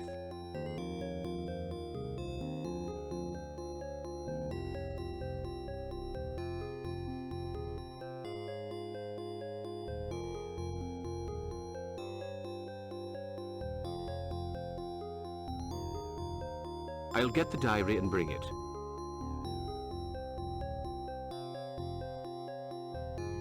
No, you'd better leave it where it is. There's no point in alerting them, is there? I can give you some information. I know the combination to the safe is made up of a number of digits.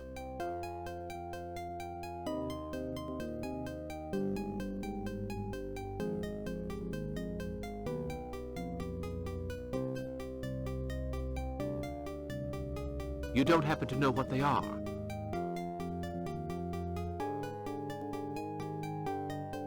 When I discovered it, just before my accident, the digits had something to do with the Bible.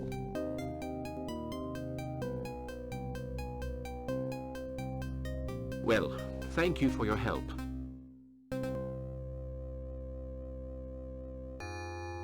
You can thank me by bringing me a photo of the stone circle.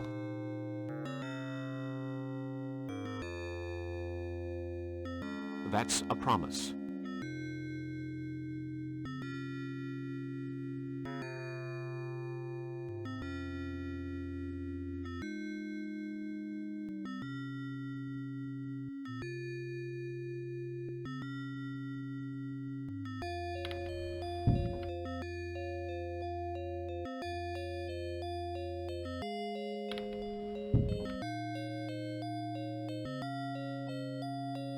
Good morning, ladies.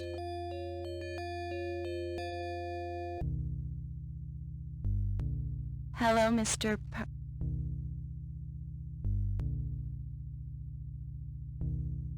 Gloria, I forbid you to speak to this person. He is nothing more than a ruffian who fights in the streets.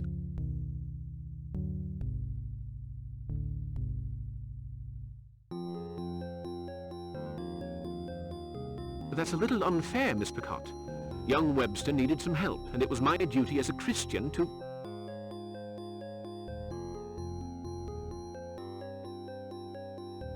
Good Christians do not spend their time in bars, Mr. Parker. Good day to you.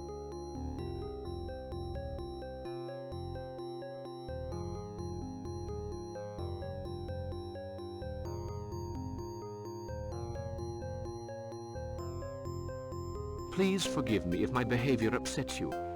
Would you mind if I borrowed... I hardly like to be without it. This Bible is the last reminder of my great-aunt, a most God-fearing woman.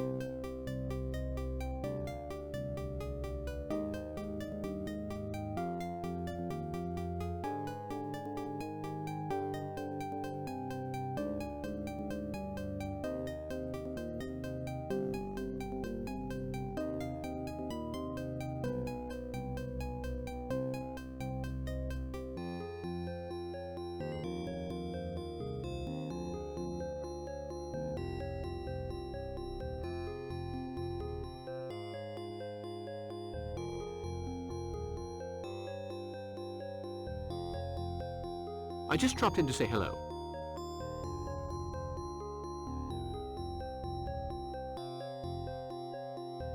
That's very kind of you. I just received a magnificent brooch, imitation silver and gold. Very cheap, $2. I also have a pretty locket at $1. What do you think?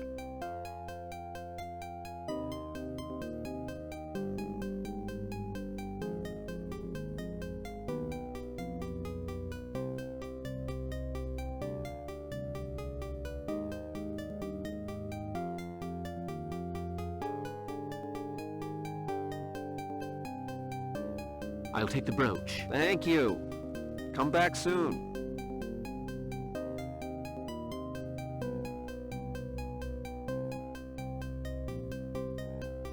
What can I get for you, Mr. Parker?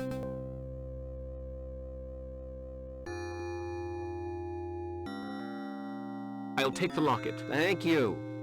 Come back soon. What can I get for you, Mr. Parker?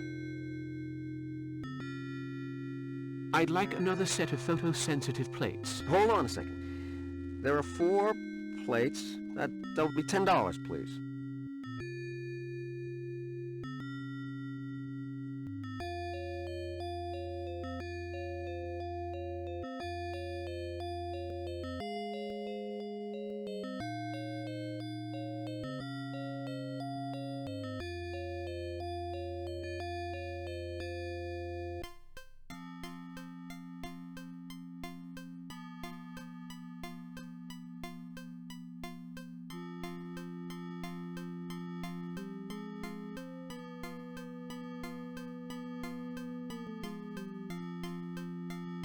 Don't try buying my respect with worthless, shiny baubles.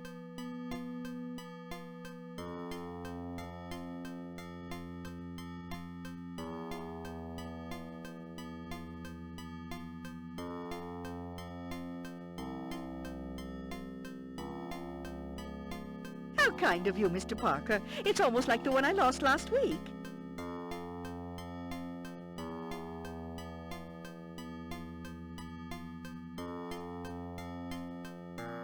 I don't know how to thank you.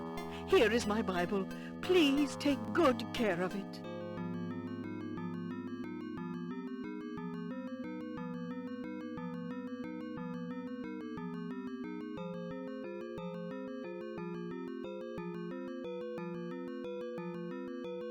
Thank you so much.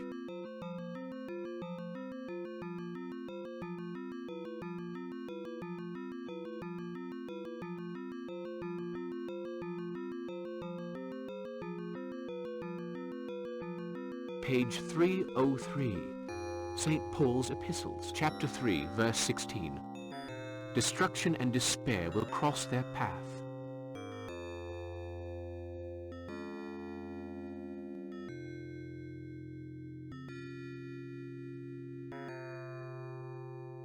Page 181, Acts of the Apostles, chapter 1, verse 15.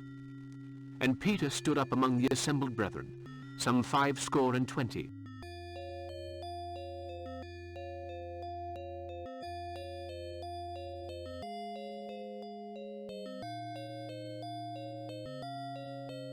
Page 345, The Apocalypse according to St. John, chapter 13, verse 8. And the number of the beast is 666.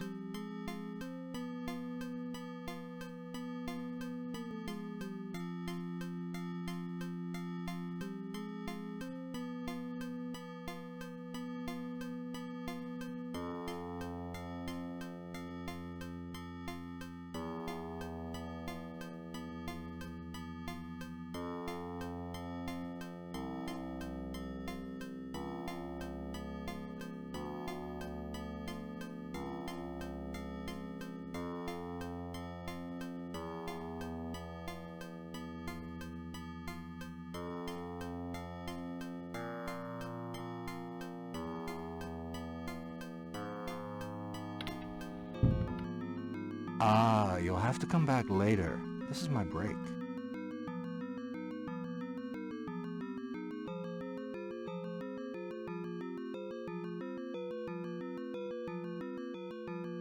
I simply want a few words with the mayor. Not possible. The mayor is not here at this time.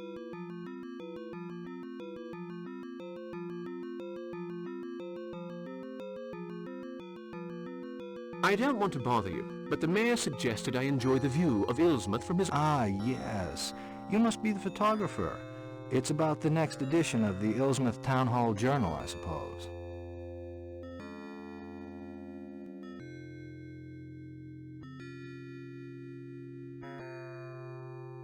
No, I'm the reporter. Well, all right.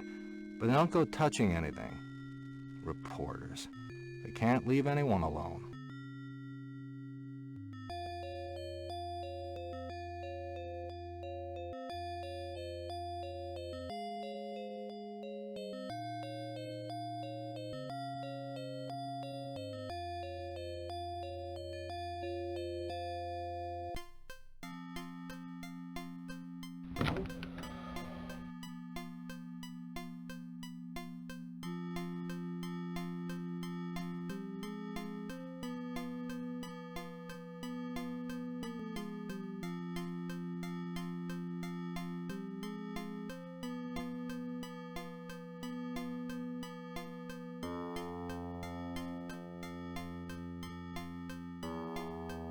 There's a handle hidden in this painting.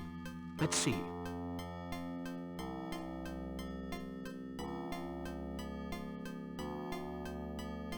It's exactly as I thought.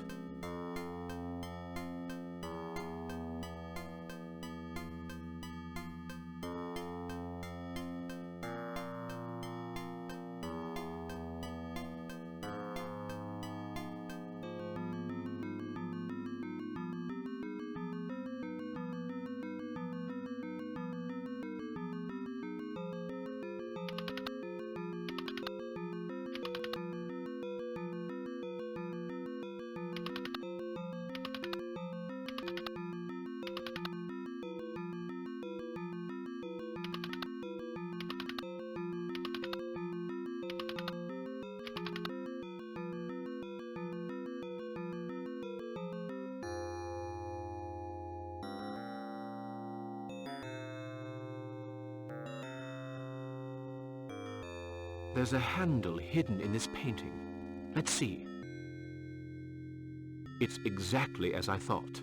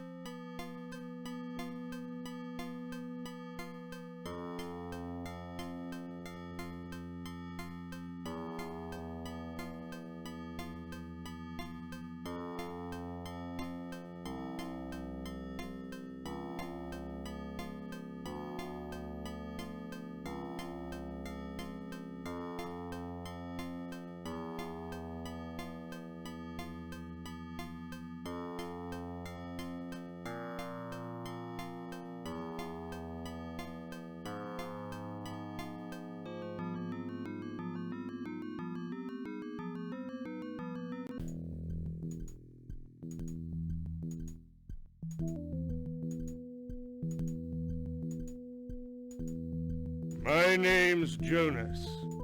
Jonas Hambleton. In 1829, I made my fortune. The hard way. At sea. Even the big Boston businessmen were jealous of my fishery.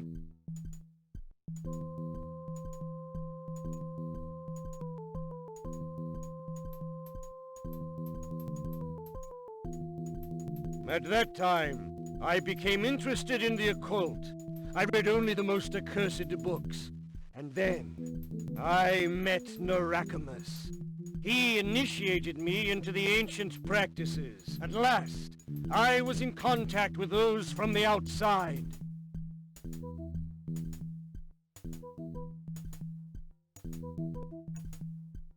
Each day, my knowledge grew deeper. My body regenerated. My hands were at last palmed. But the ancients wanted more. Much more.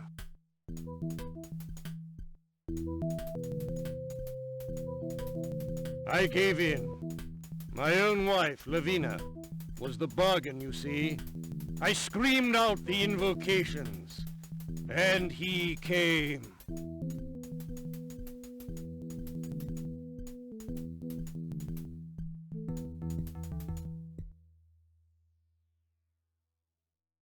The sea would take all I cherished, but that was of no importance. The pitiless god Dagon wanted that union. That was the price of my immortality.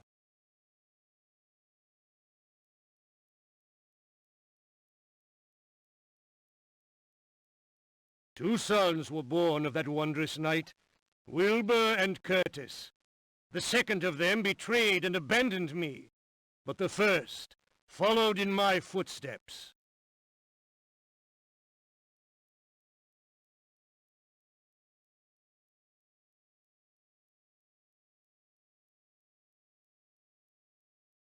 He has my gift.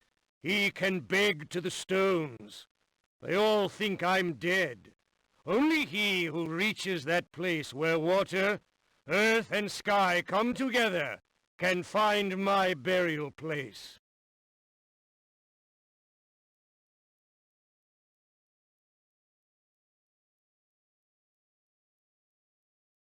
Our work was destroyed in 1834, all because of that accursed Boleskine. But gods are immortal, and time means nothing to me. Nobody can destroy the families without the statuettes which I guard, and the secret incantation. In 1910, the comet will come again, and the prophecy will come true.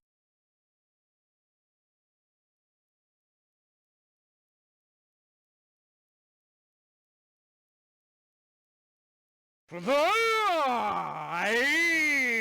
Cthulhu! Nya!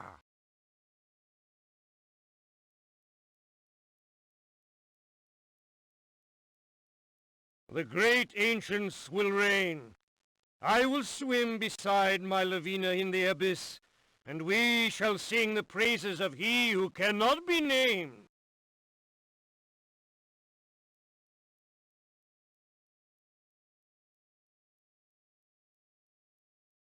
I'll put the diary back in its place.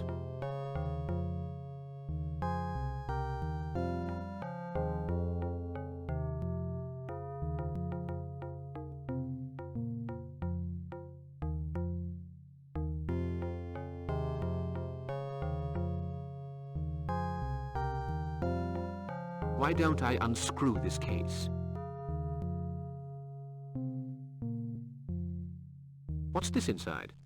A piece of paper.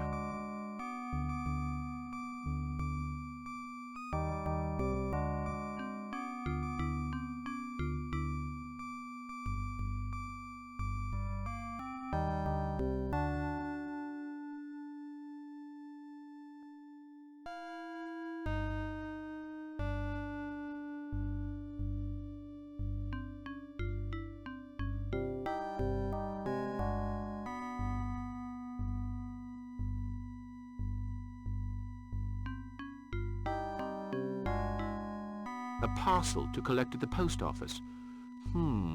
It's addressed to W. Hambleton.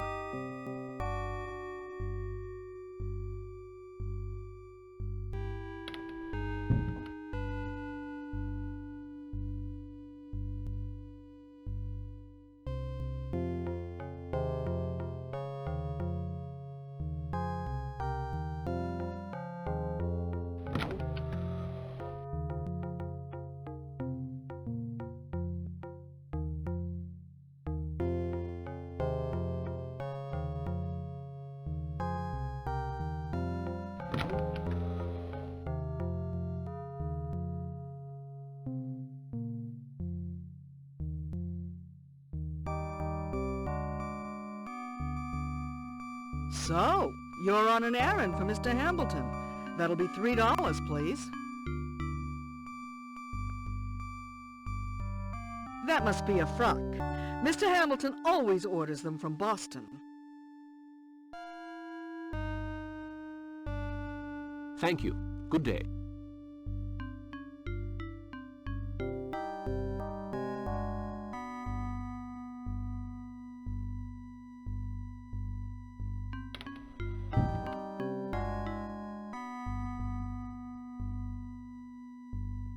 Let's see what's in this package.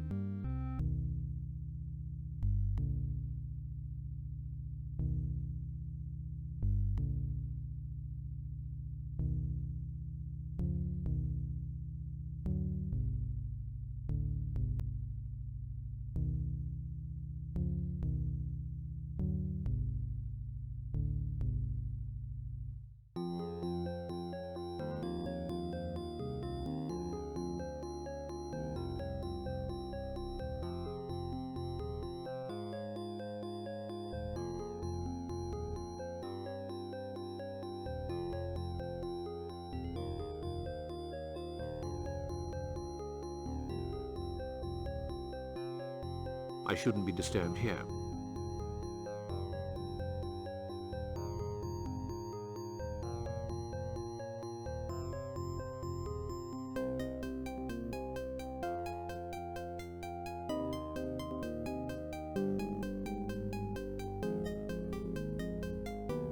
Hello, Mr. Wilbur. Everything okay?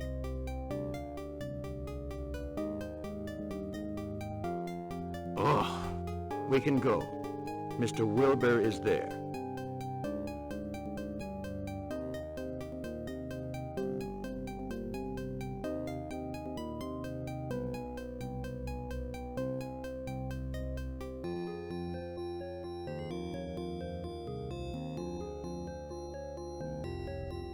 Nobody.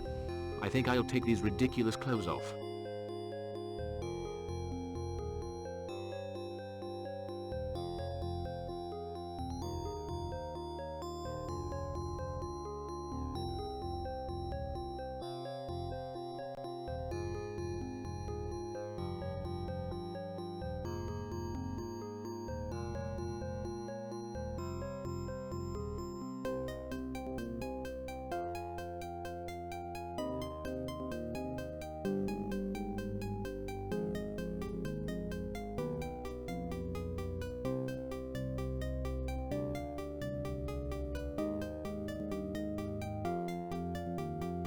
It's a small sundial with a metal point at the center. I have the feeling that the point serves some purpose.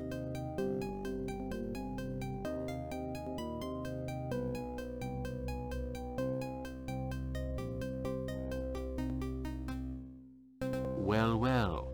A mechanism which opens.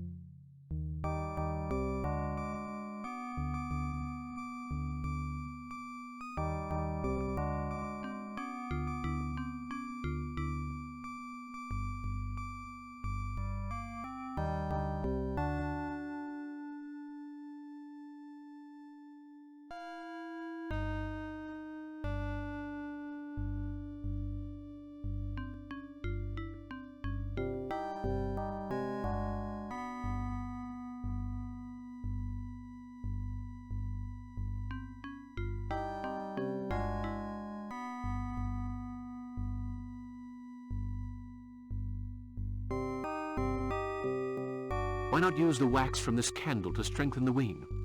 Let's hope it holds.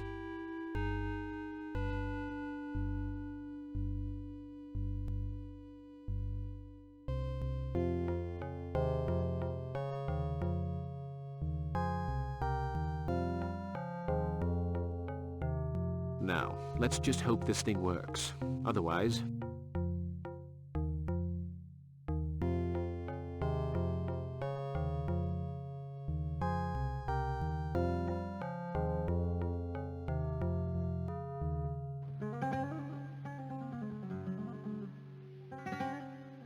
Where am I?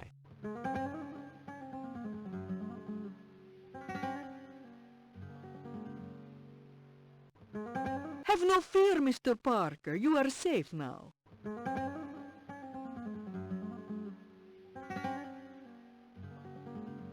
Thank you.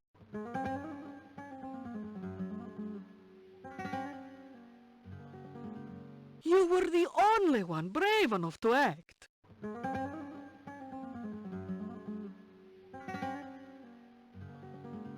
Do you feel better?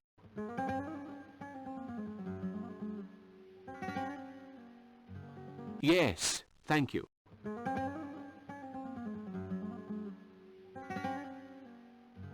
God be with you. The danger is great for you. We spent the night in that accursed forest, and we heard the devilish chanting. We saw Mr. Wilbur. Be quiet, Pepto. I can help you. I can make the shadows speak, the shadows that wander in other worlds. They may be of help to you.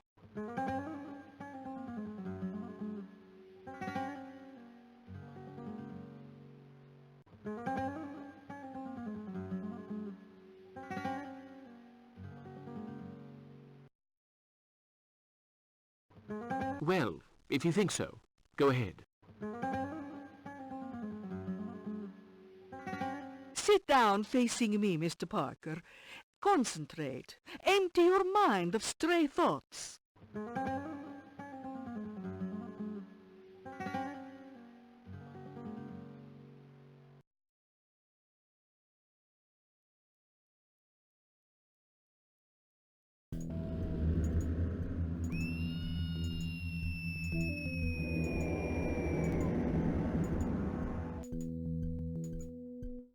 You know me. My name is Lord Alistair Boleskine. You have followed in my footsteps. Now you must destroy the curse of Cthulhu. Long ago, when Illsmouth had no name,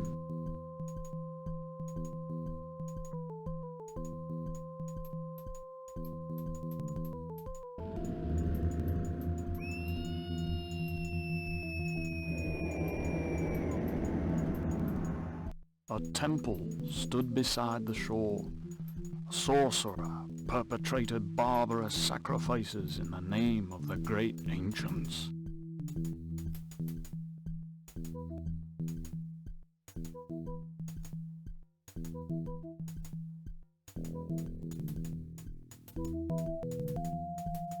The walls amplified the chants of the blood-crazed adepts. The Great Ancients took pleasure in our suffering.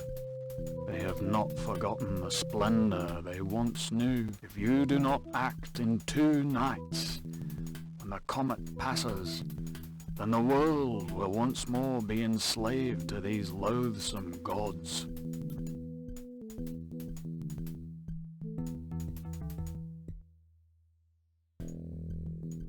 They must not be permitted to return.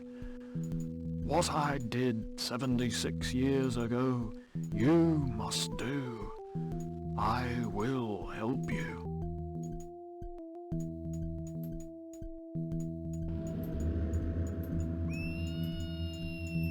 But first, you must fight the men who give themselves over to these abominable rites.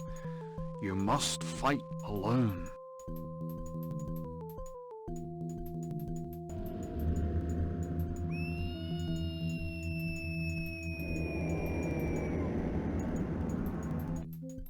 One day, the ancient city toppled to the bottom of the ocean. Only thoughtless fools imagine the curse has been lifted for eternity.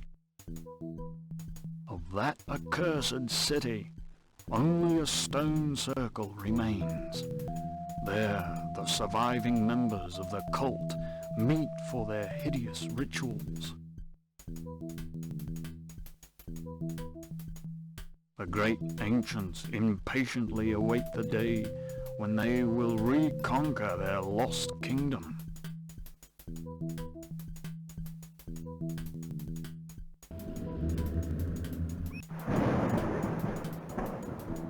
And in his city of dead Relia, Cthulhu dreams and waits.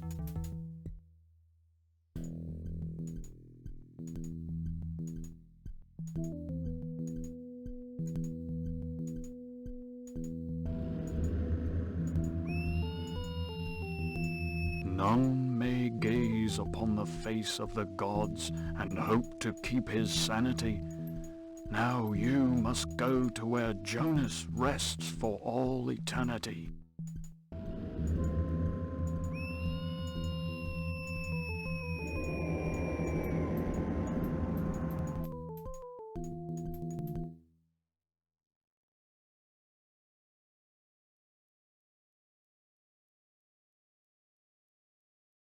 You must leave now. Remember, nothing is written forever. Believe in yourself.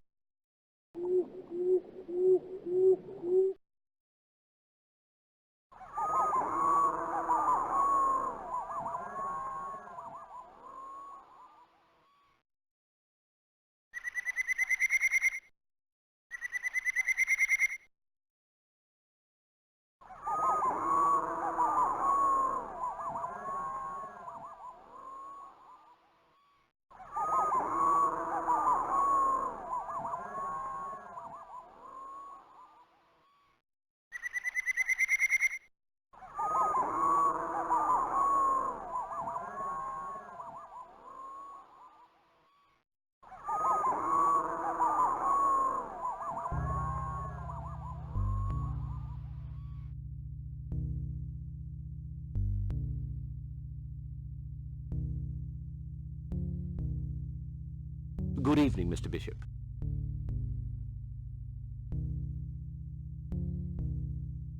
Good evening. Have you heard the news?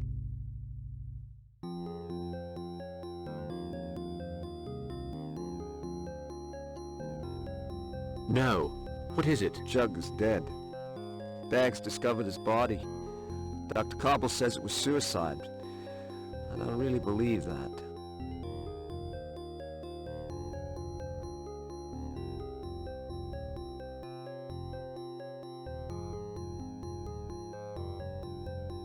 It's horrible. Yes. I'll say goodbye. I was going to get the cemetery key.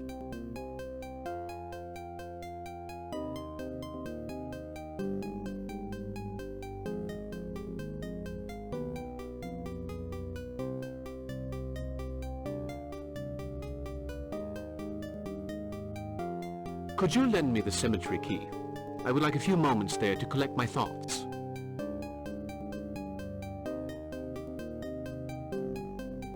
Sure. Take it.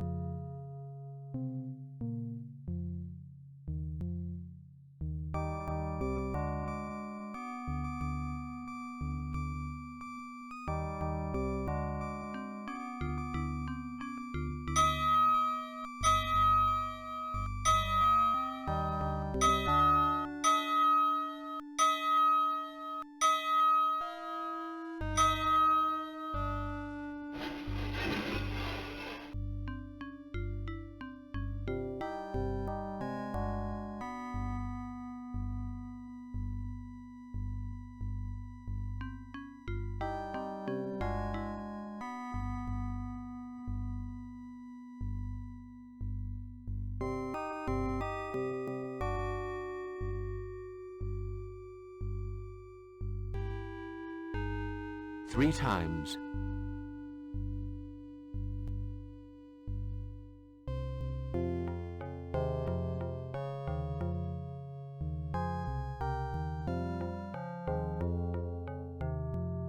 Around the earth.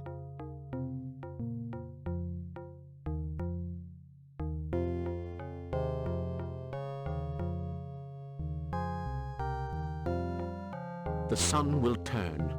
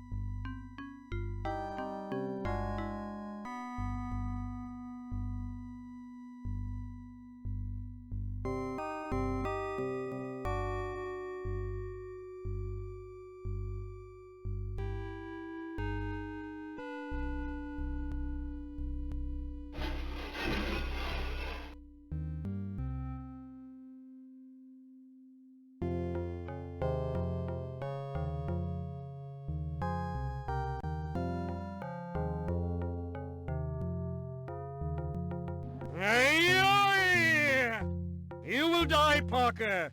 You cannot win. You dare trouble my sleep. And for that, you must pay the price.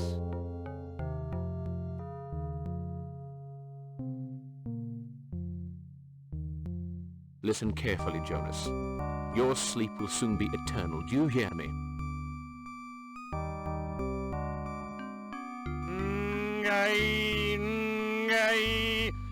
King, your blood will be mine. It's all over for you, Jonas. I'm going to destroy you and your filthy kind.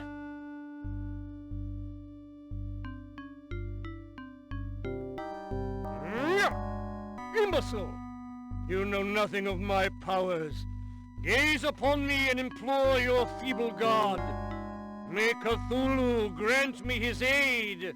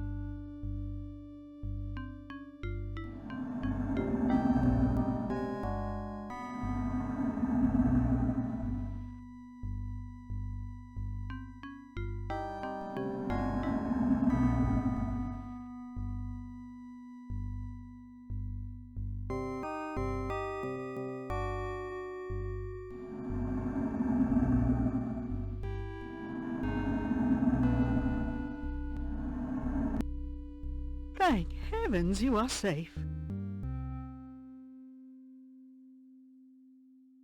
Thank you for saving my life. He's exhausted. Walter, help me. We'll take him to the house.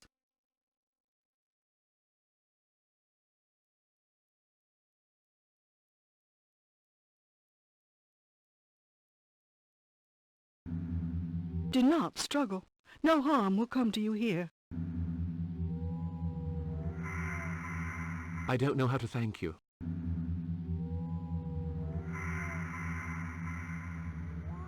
My son Walter told me of your adventure the other evening.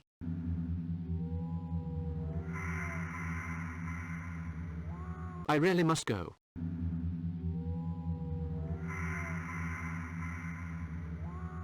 Such impatience!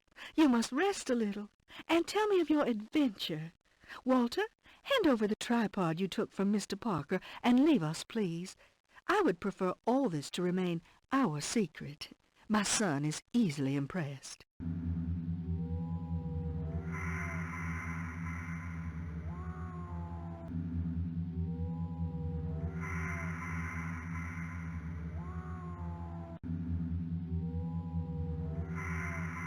Horrible events are taking place in Illsmouth. If I don't put a stop to them very soon, then even more ghastly things will happen. How lucky I was that you were there.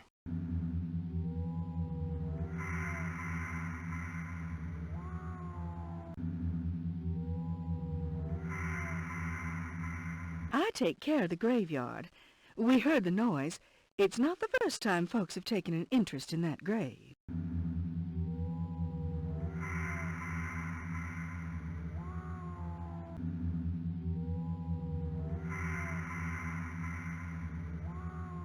Really?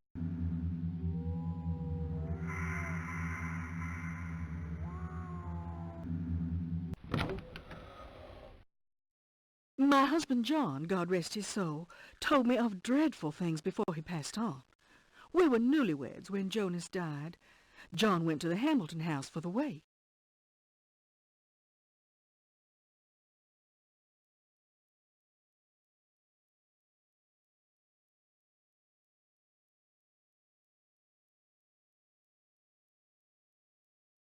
Do they still live there?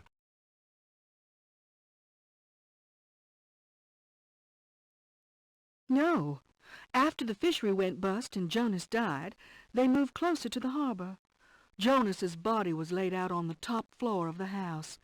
At that time, there was a window in the wall. John looked through, and what he saw was a desert with giant stones and strange creatures.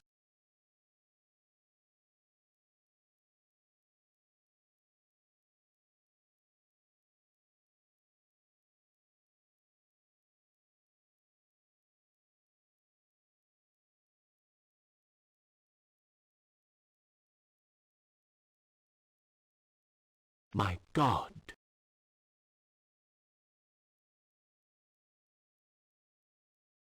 John was frightened. He lowered his eyes. On the ground was the sign. Wilbur, who was standing over his father's body, seemed ill at ease.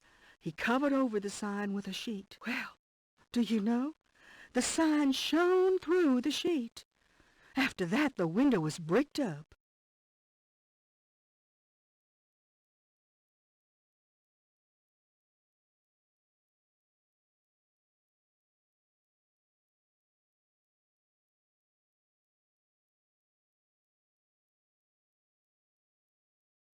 The sign must have something to do with the curse. If I can place the statuettes on... Let me explain. There are in Illsmouth 4 families who are trying to help some unspeakably evil gods to return to this world. The gods are called the Great Ancients, and they ruled the world many thousands of years ago. To destroy these families, I must place these 4 statuettes on their houses. Strange words are engraved on the bases of these statuettes.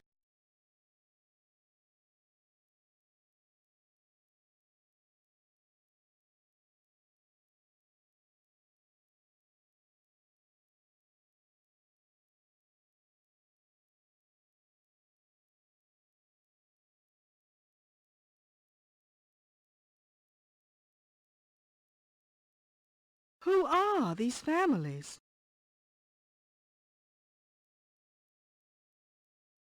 Arlington, Hambleton, Coldstone, and Tyler. I know that Walter hid a drawing of the sign around here. It was a kind of cross, I think. We must find it. I'll look near the fireplace.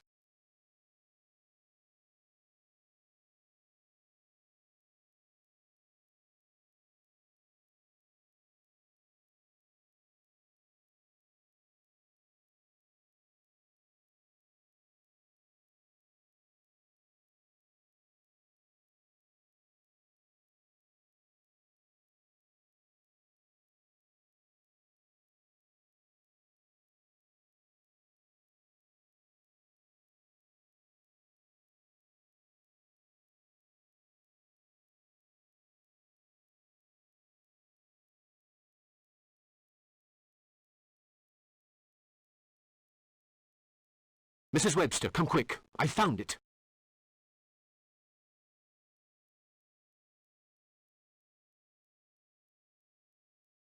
Please, hurry, Mr. Parker. There isn't much time.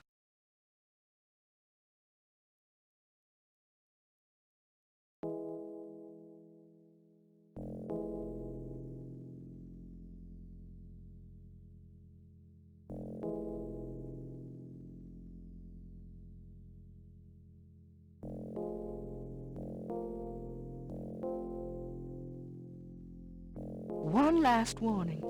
Stay away from Jonas Hambleton's house. There's a good chance they're expecting you there. You'll need to wear them down first.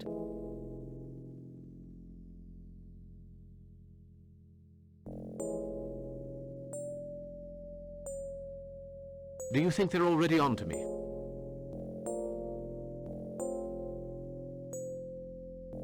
Of course they are. They know all about you. Good luck, Mr. Parker. May God be with you.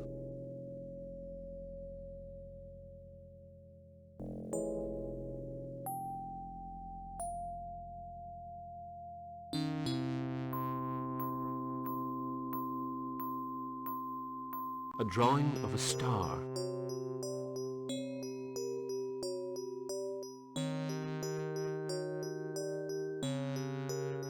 keep away from Jonas Hamilton's house. You think they already know? I'm sure of it.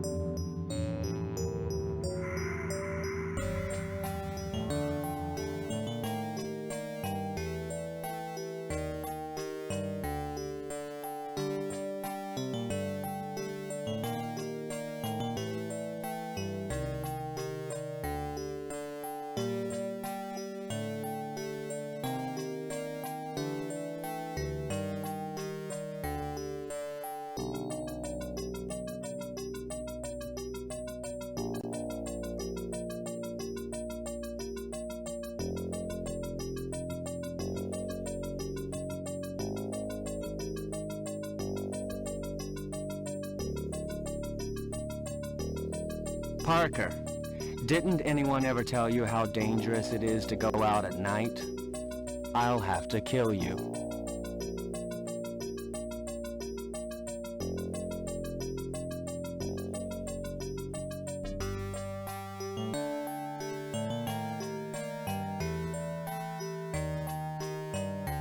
Ai! Yog! Tahu!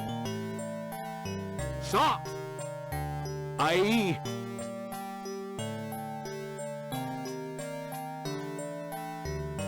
Yog!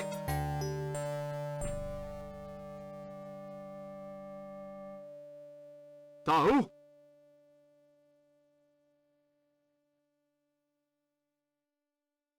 Sa!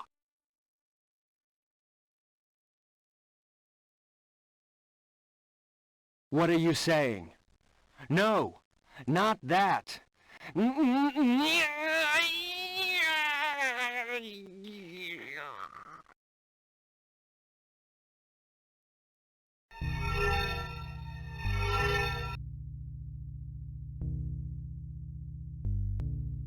Not that, Parker, please.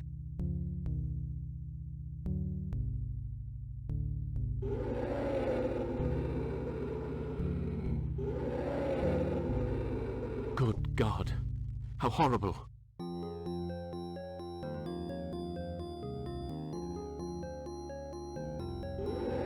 Oh, daggone, I beg you.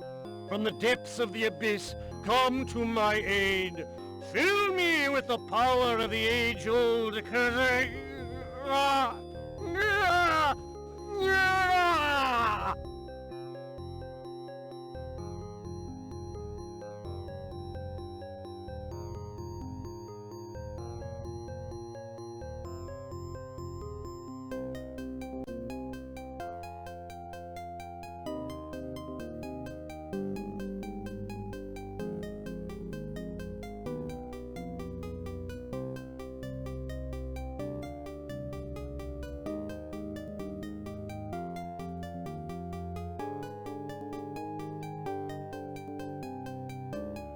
Don't bother trying that on me, Parker. You're gravely mistaken if you imagine you can eliminate me.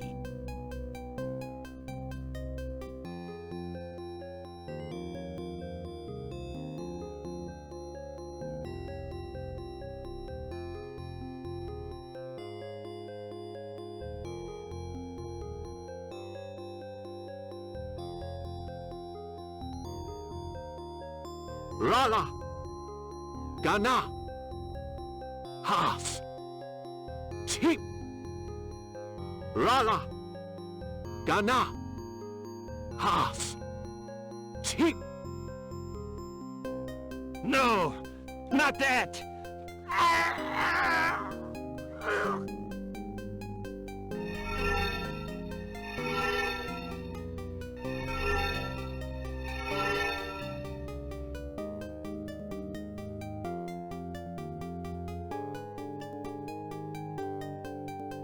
No, Parker. Not that. I beg you.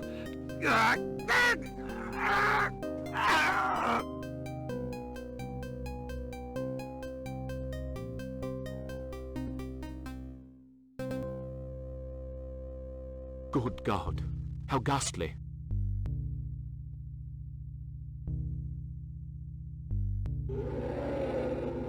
Cthulhu, help thy faithful servant.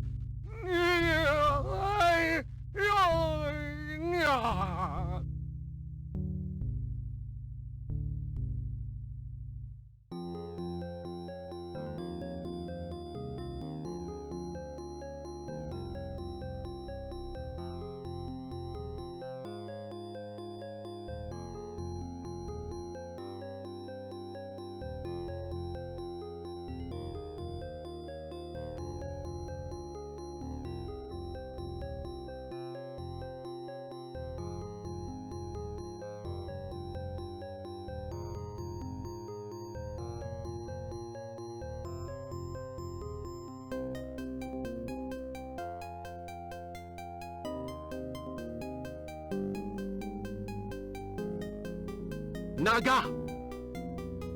Hulu! Kau! Wig Naga! Hulu! Kau! Wig! No, Parker! Not that!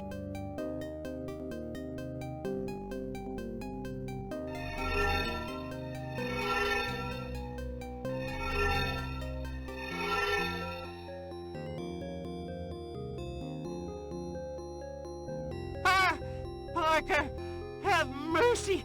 Not that! Please tell me you won't do that! Ah! Ah! Ah!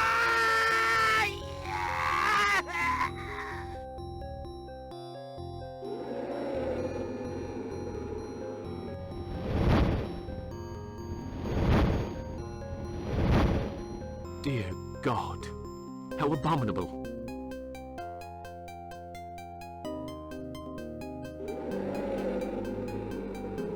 Yog-Sothoth, may your demonic power guide my corrupted soul.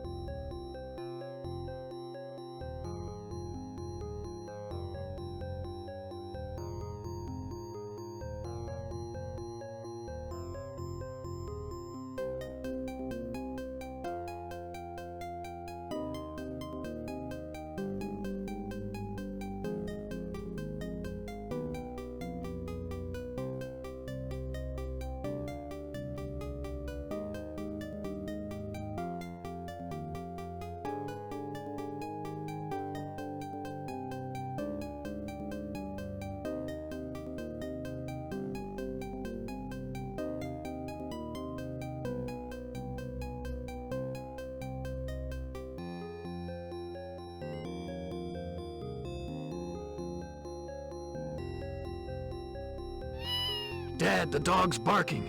He must be here.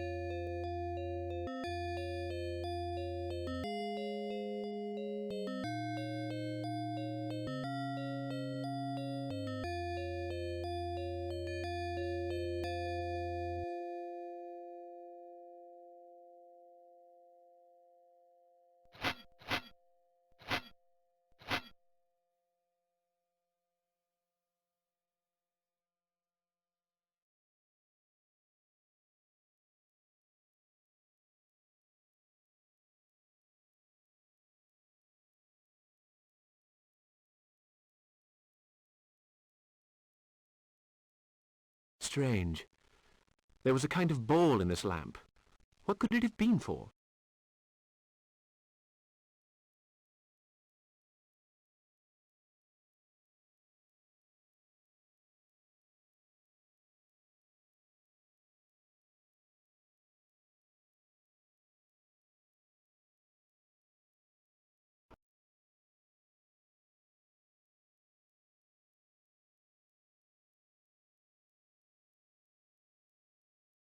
A book called Magic Rites.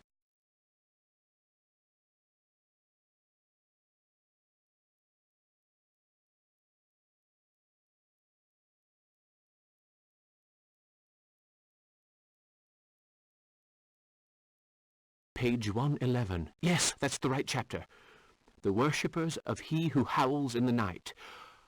Oh, his symbol is the butterfly Hannibulus, more commonly referred to as the comet butterfly. 4 stigmas of different hues, red, white, blue, and green, punctuate its wings. These wings are so fine that, with the help of a camera obscura equipped with a lantern, you can project these colors onto different materials. Thus, the operator could easily locate on sacred monoliths the secret positions where certain ritual talismans were placed. Once these talismans were placed and the ritual formula had been spoken, the operator could call upon or chase from the celestial sphere he who howls in the night. But all this is probably nothing but legend.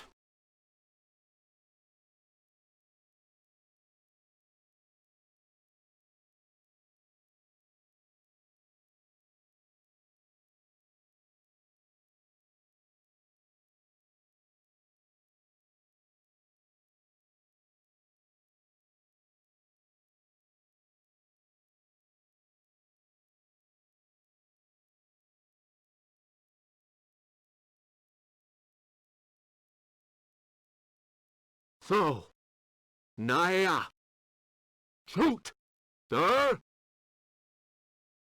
So, naja, shoot, sir.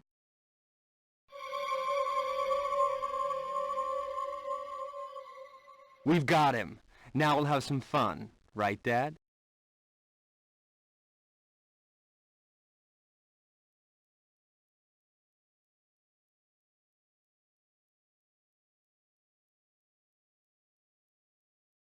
You'll pay for this. Goodbye. Impossible! God find nothing for mercy, Parker! Parker, the guy! Ah! Parker! Curse you! A curse on you for Ilea! Fagatan Iahe Cthulhu Eya!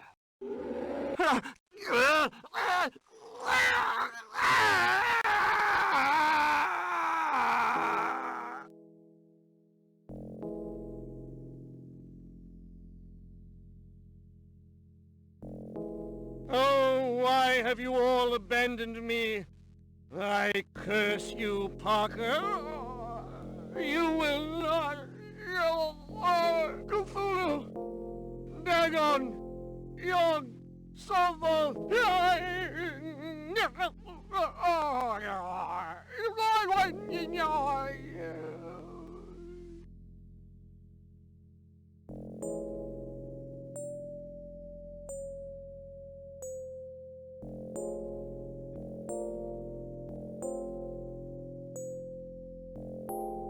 I have the feeling that without you...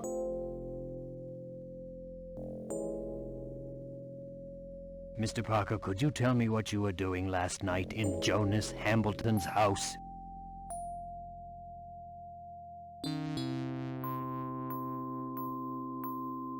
No, I couldn't tell you.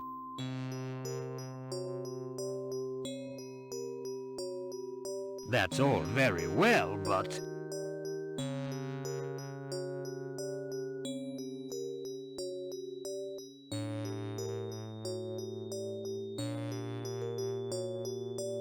about if I told you I was acting in the interest of the whole community? Would you believe me? Yes, I think I would believe you. I have lived in Illsmouth too long not to know of some terrible things.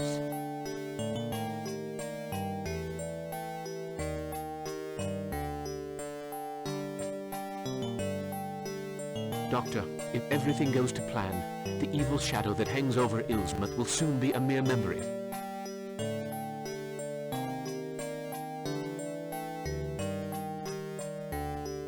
I pray you are right. These things have something to do with the comet, don't they?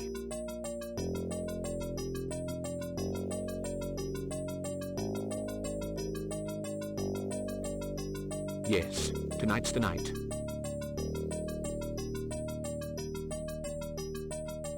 Then there is precious little time to be lost. Last night's events caused quite a stir. I was called upon this morning to practice an autopsy on the body of Andrew Arlington. For a few moments, I almost lost my mind.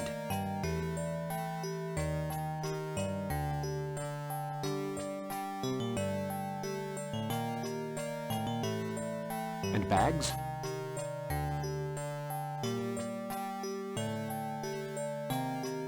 He understands nothing. By the way, be careful. He's looking for you.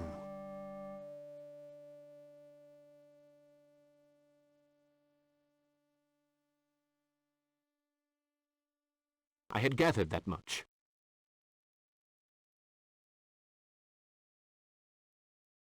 I must leave you.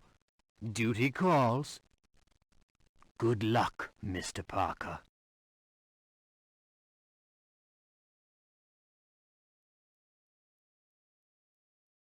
Ah, Miss Gilchrist gave me this for you.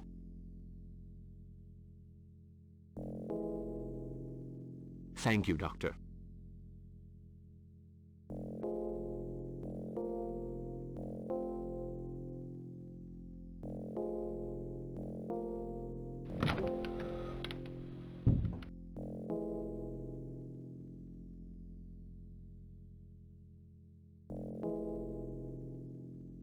Come right away. I have made some important discoveries. H. Underhouse.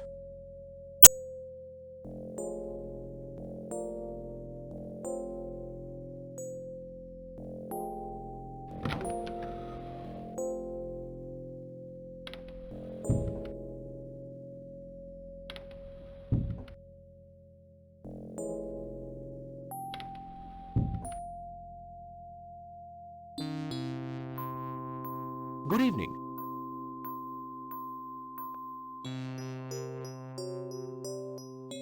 Bless my soul, it's you, Mr. Parker. You gave me quite a turn. Have you heard what happened last night?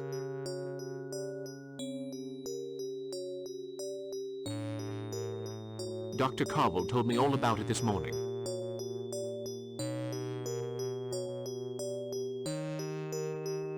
What a carry-on. I'm still under shock.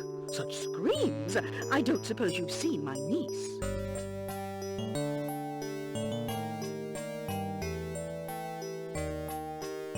I'm afraid I haven't, no.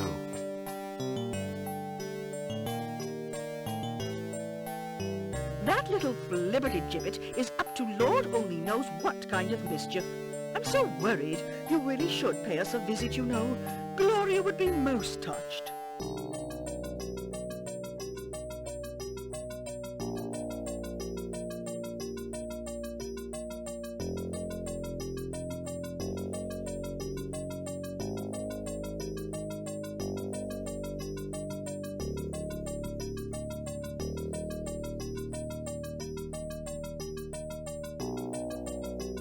That won't be possible today, I'm afraid. Ah, well, no matter. Goodbye, Mr. Parker.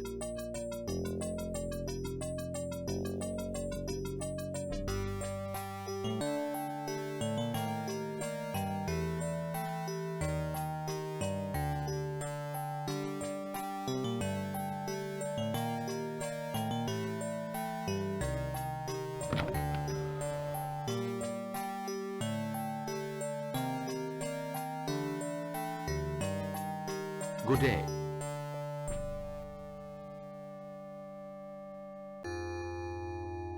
Is Mr. Underhouse in?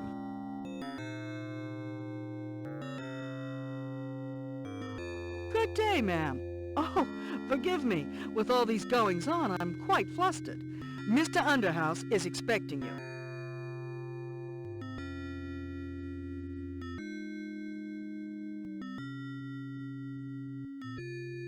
Ah, Mr. Parker, I was looking for you.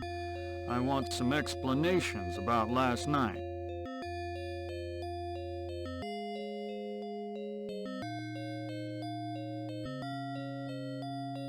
I'm all yours. If you'd care to come to Mr. Underhouse's apartment, we'll be able to talk. Let's go.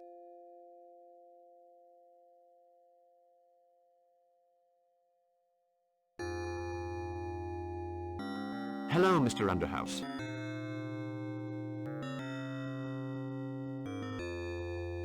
Sorry for bothering you. You wanted to talk to me somewhere where we wouldn't be overheard.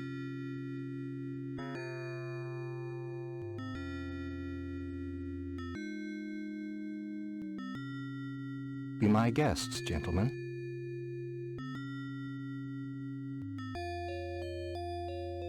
Okay.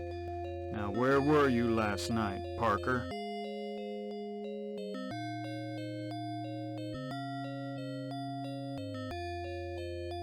Well... Sergeant, we spent the evening together. If you want more precise details, we talked about Indians.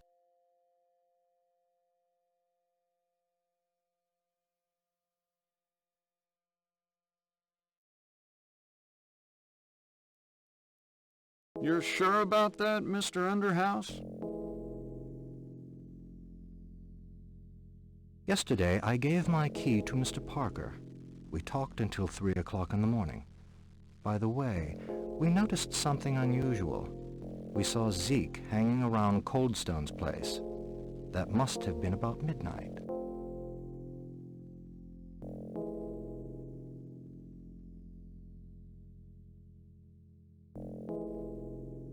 Zeke?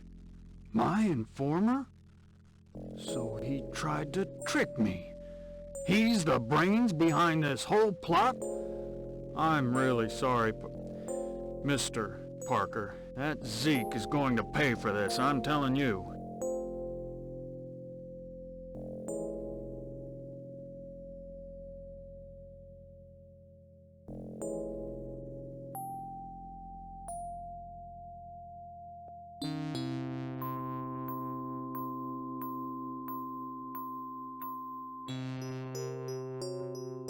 You did me a very great favor.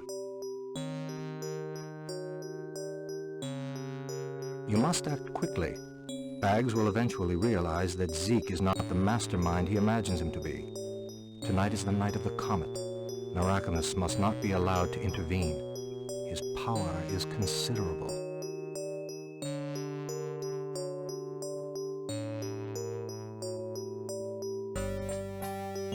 What can be done?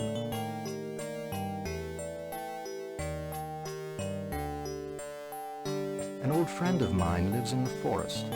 He's an Indian called Natawanga. He left me this in case of...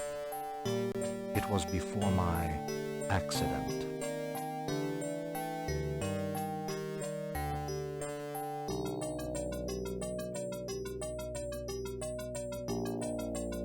To fight the sorcerer, you will need to find the sacred bow and arrow.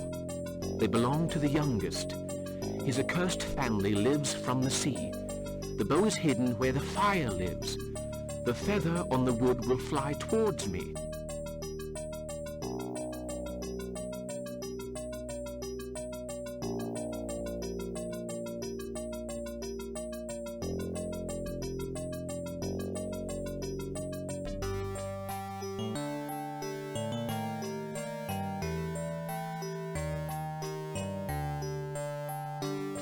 I don't understand.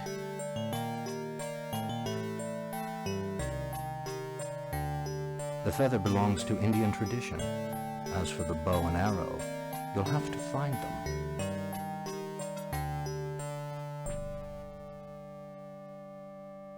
Well, I'll do my best. Where does this Narakamus live?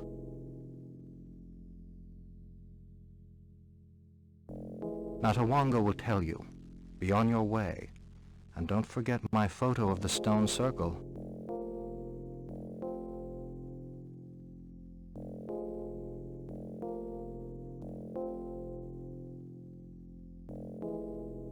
I won't.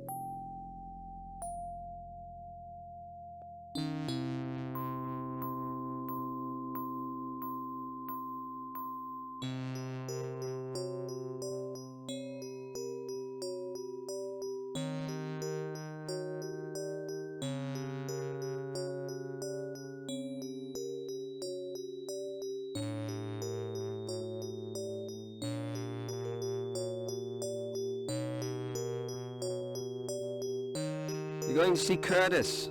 Something tells me he's not at home.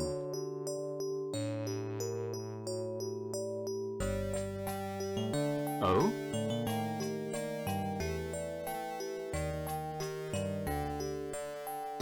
I went to see him, see if he needed anything. I knocked on the door. No answer.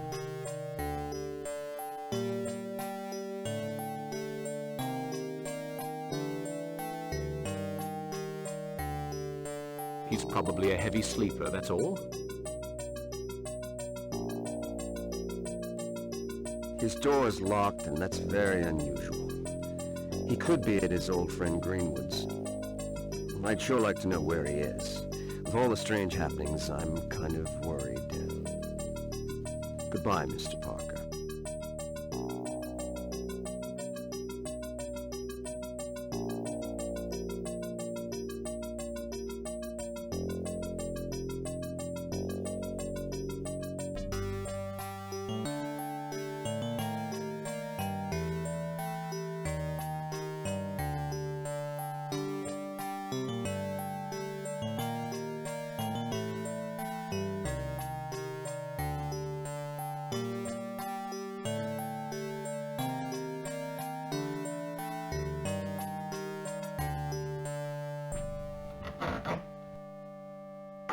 There's a padlock inside.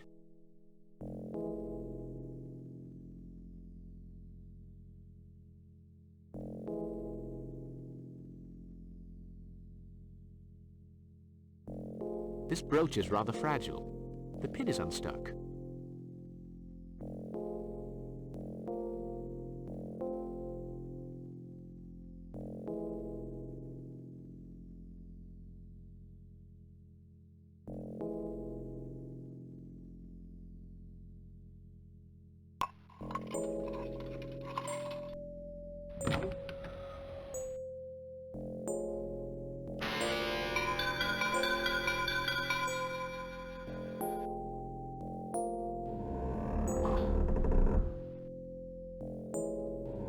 Good grief.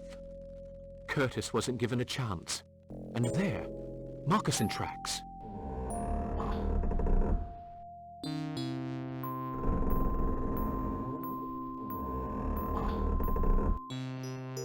Oh, I say. This must be the bow Underhouse mentioned.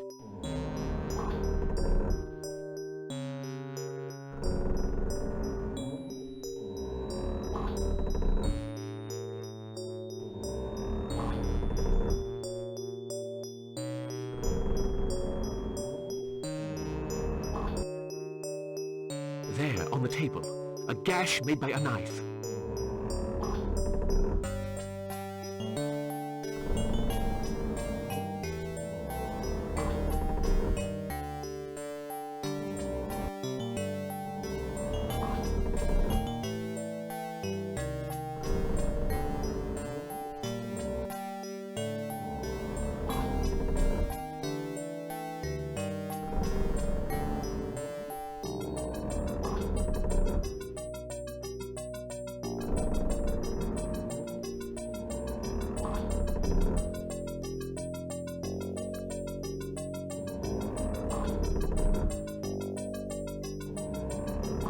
This arrow really was cleverly hidden.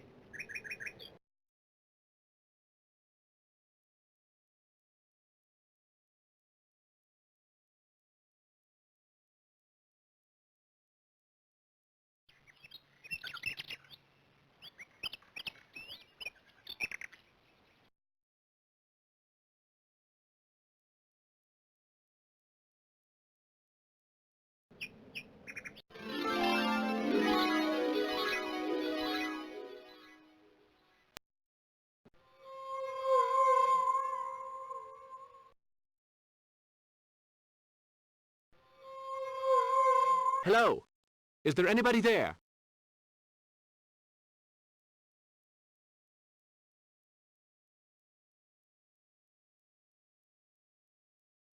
What do you want?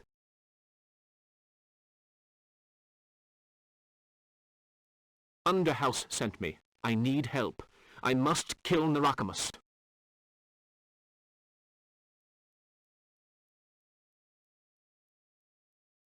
You found me. Do you have the sacred bow and arrow? Here they are.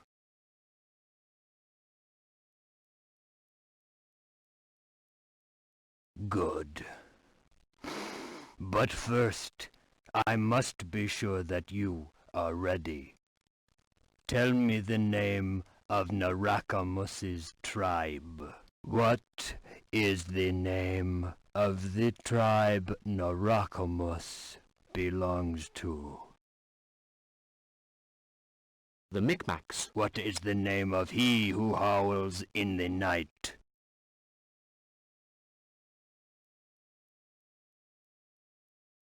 Yog Sothoth. In what year did Boleskine see the comet?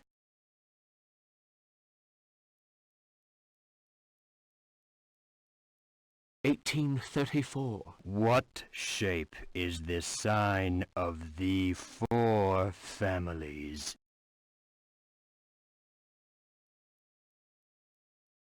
A star. And what is the creature that erupts from the depths of the sea at night?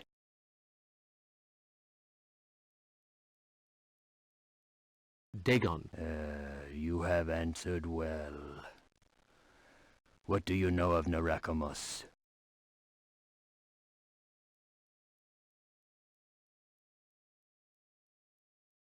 He is a very powerful wizard. He is said to be almost immortal.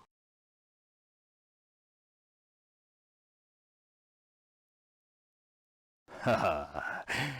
You know many things, and few things.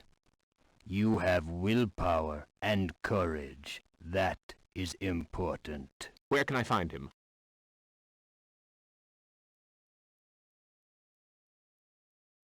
At Illsmouth, an eye is open. It is set deep in the earth. All day that is where Narakamus sleeps. Will the task be easy?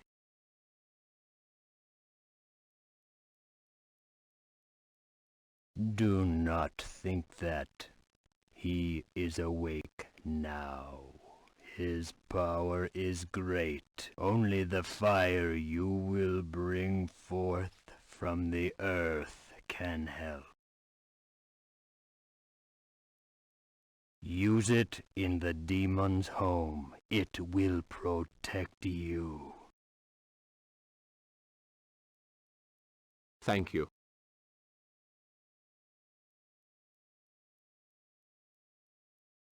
Now you must set out. The turquoise sun is already in the sky. Soon night will fall. Prepare to leave the world you know. You will go where nothing of your world has meaning.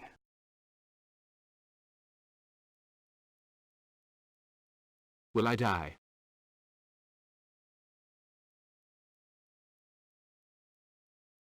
You may, but if you succeed, you must scatter the comet's shadow. This ring will help you. Find its stone. If you need an object for your quest, have it with you before the time of testing. I will be with you in your ordeal.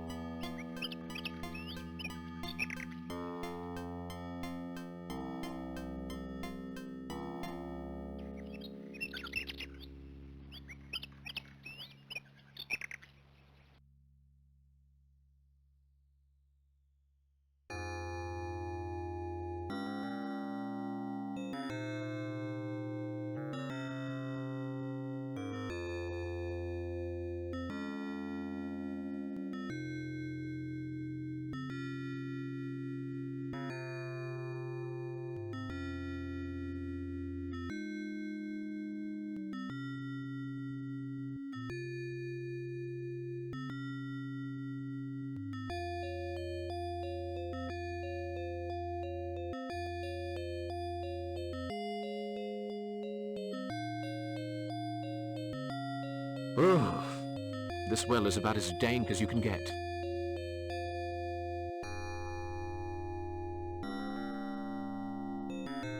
I'll get down.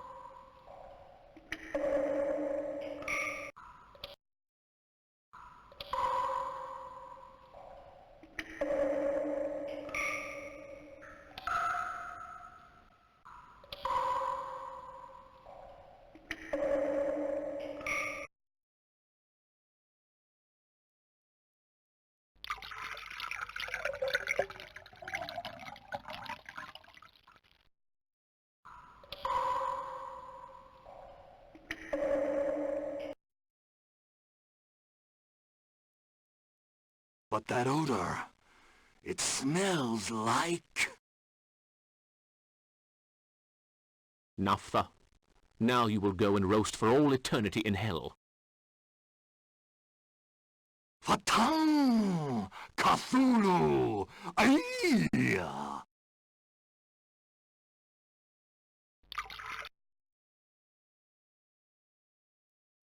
It is pointless to resist, Narakamus.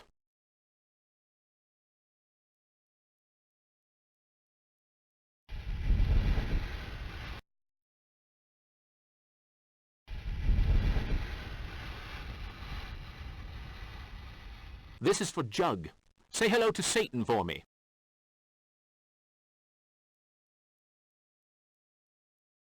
Cthulhu! Ifta!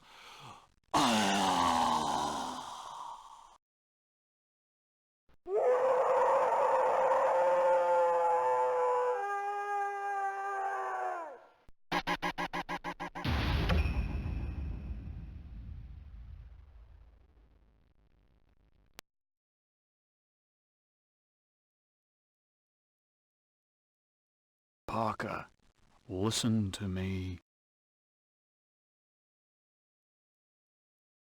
Good grief! Lord Boleskine! What I began 76 years ago, you will finish. You must seal the Great Ancients' access to this world. On the island sleeps Dagon, he who reigns in the depths of the seas. You must find a boat and go there. You will fight evil by resuscitating the symbol of death.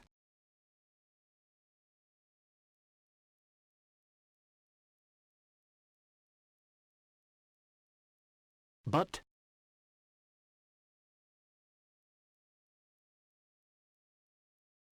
May your courage stay with you in the demon's presence.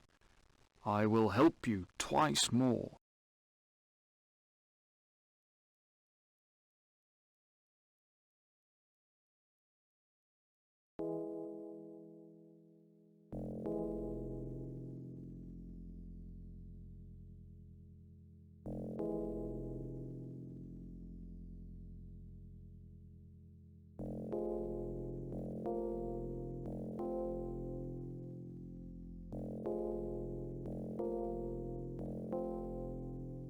This stone is much too big.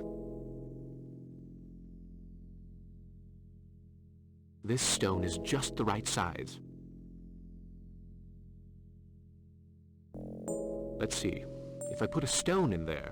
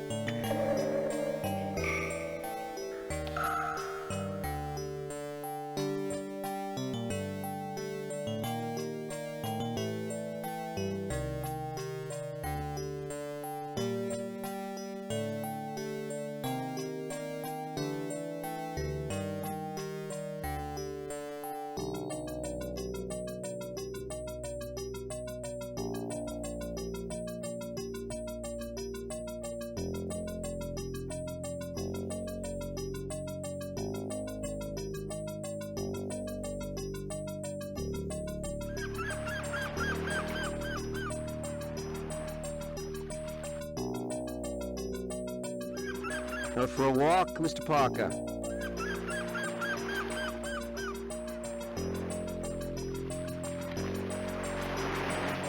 was hoping I'd run into you. One always finds what one seeks, Mr. Parker.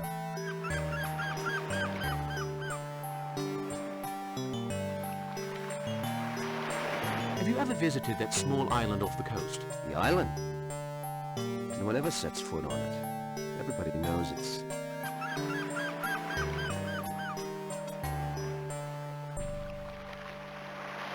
Do not be blinded by ridiculous superstition. How can you of all people say such a thing? You ought to be ashamed of yourself.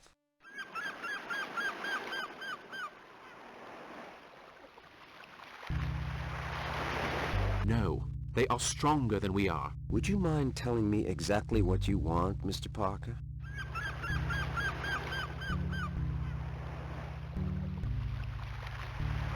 Lend me your rowing boat.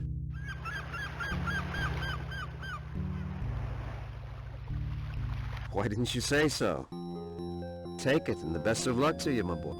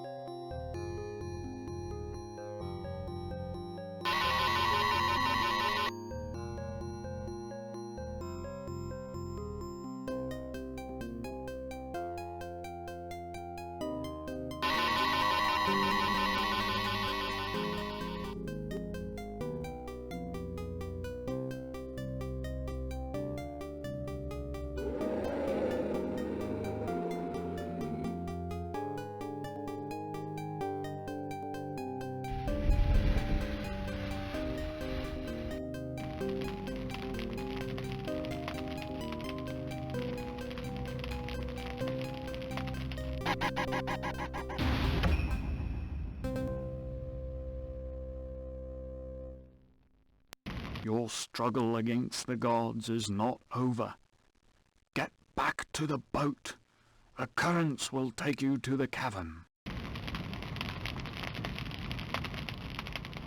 Who must I fight now?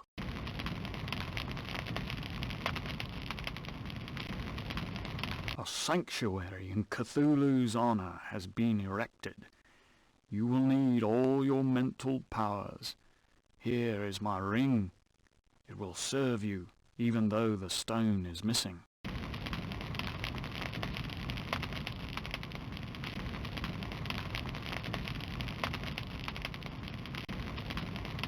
How?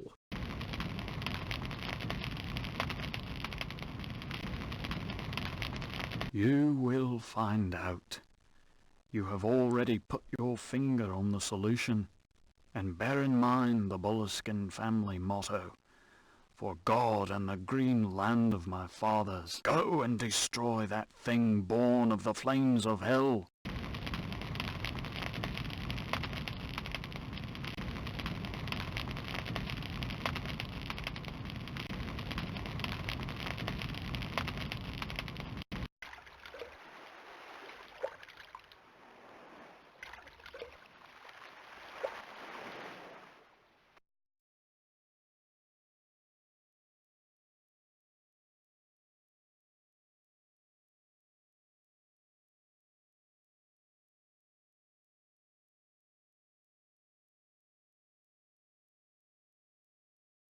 Let's try this emerald.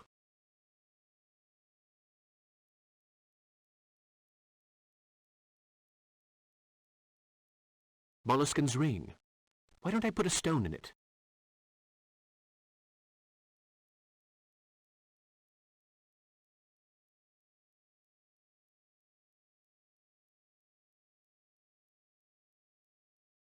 Good grief. It's as dark as the deepest corners of hell.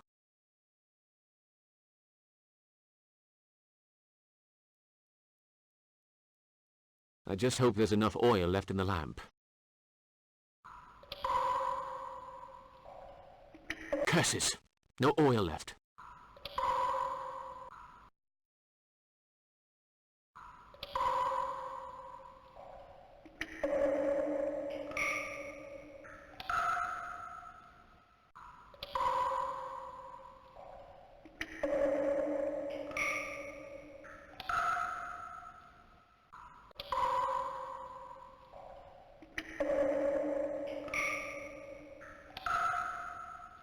Thank God you are here.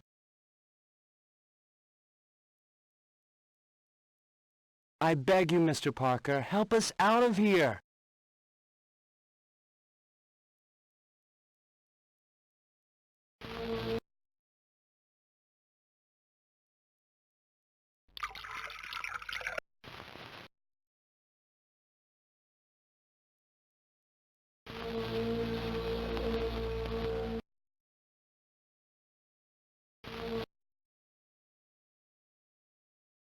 Okay, I'll put this ring on my right hand. Okay, I'll put this ring on my left hand.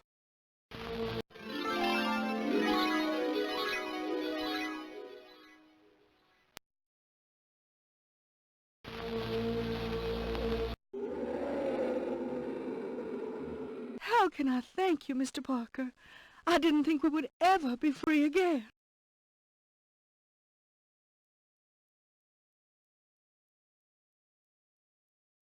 No need for thanks, Ellen. Get away from here. Don't wait for me. I must finish the task.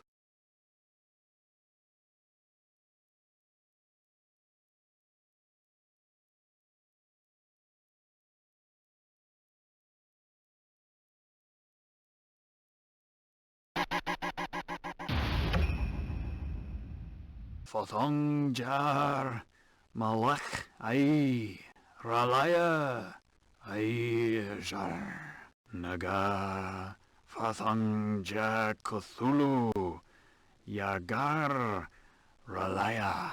The door is blocked. You have just enough time to get to the stone circle. A word of advice. First, you must photograph a comet.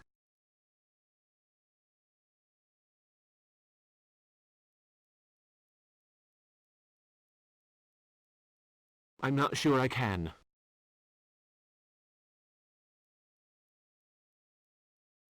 I know you will succeed, but hurry. The comet does not wait.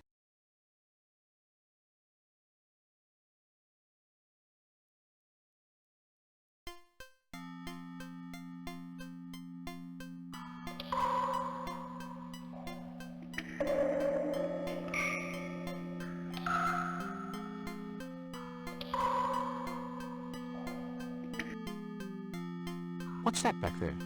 A small passage.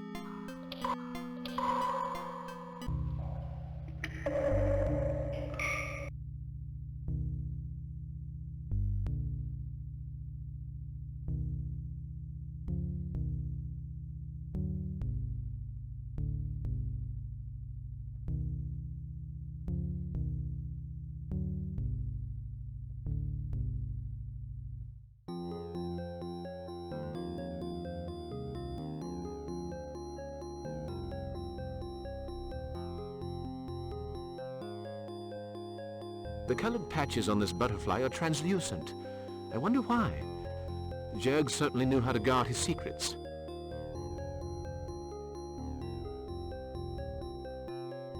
Let's take off the wrapping.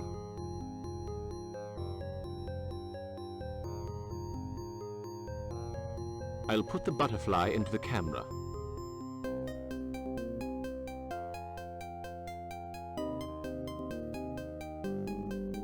this magnifying glass is a perfect fit for my telescope.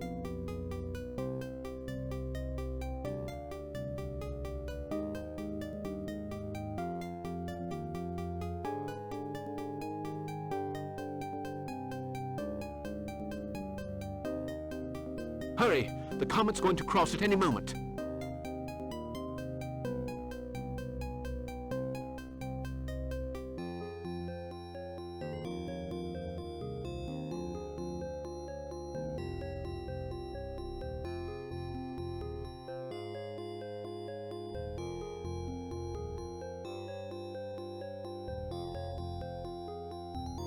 There's a red mark on this stone.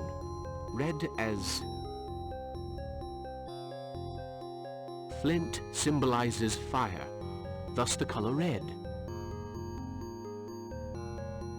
There's a blue mark on this stone.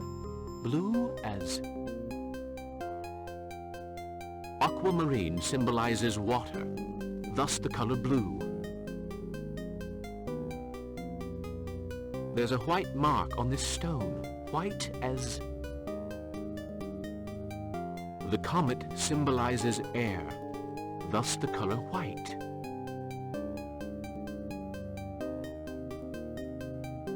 There's a green mark on this stone. Green as... The diamond symbolizes earth, thus the color green.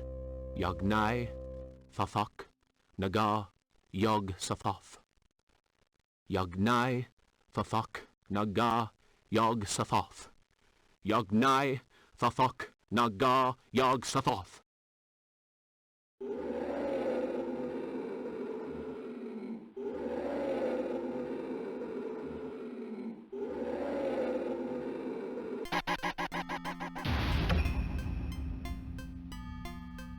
Your mission's over, Parker. Your courage and willpower have sealed off Illsmouth to the Great Ancients. But remember, nothing's over. It can all start again somewhere else.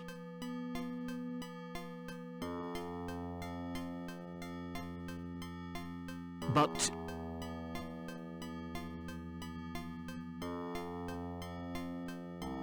I must return to the Kingdom of Shadows. My task is over. I have shown you the way, but always remember this. That is not dead which can eternal lie.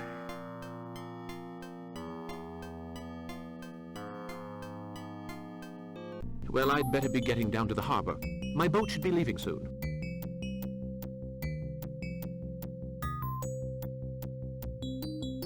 I'd better get my equipment into the trunk. The driver will soon be here.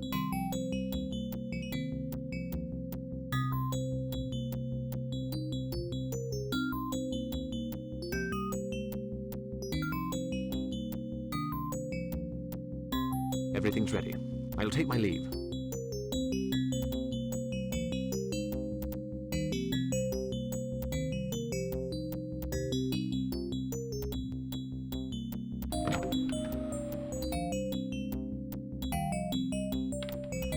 It's odd that the doctor is out. I expected more from him. Perhaps he has better things to do.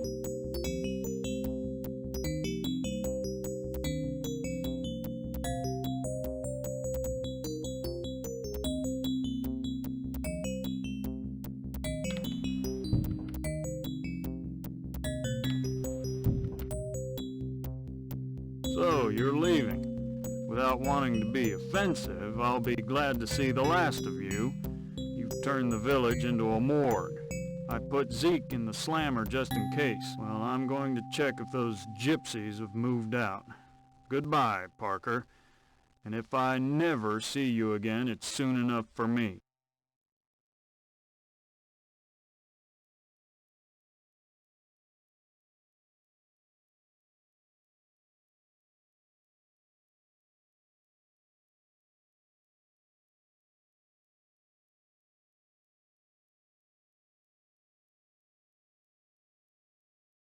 Interesting character, that Bags.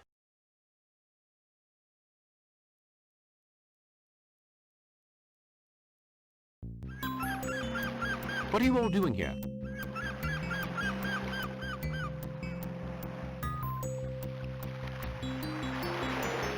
Dear Mr. Parker, I'm not much of a hand at making speeches.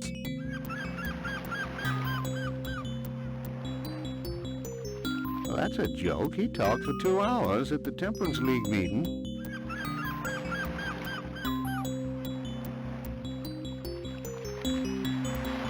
Jed Donahue, will you kindly let the doctor get on with it? Well, Doctor, we're waiting. Thank you. Well, as I was saying... What was I saying? Oh, yes. Well, here we are, gathered together. Even Swing managed to find time to get away from his break to be here.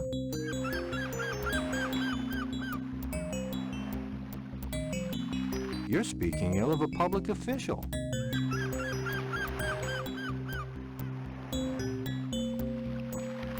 Will you let me get on with this? There. Well, to get to the point, we want to say...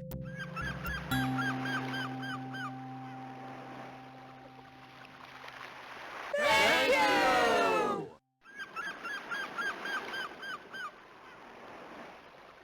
Thank you!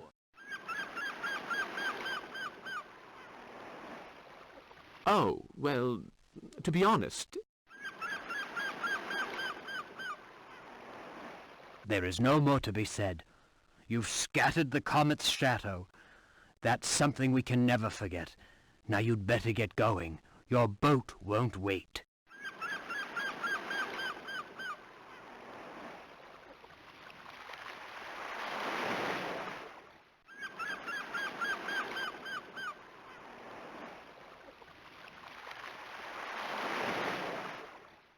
Goodbye.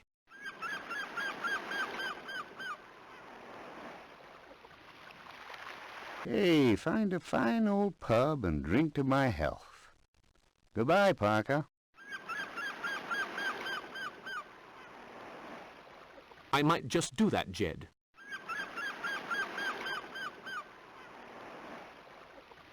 Thanks again for the photo of the stone circle. My pleasure.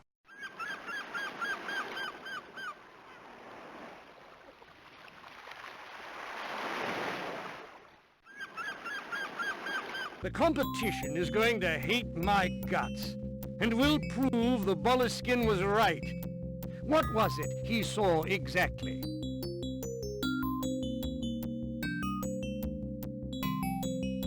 It's a long story, and I'm not sure...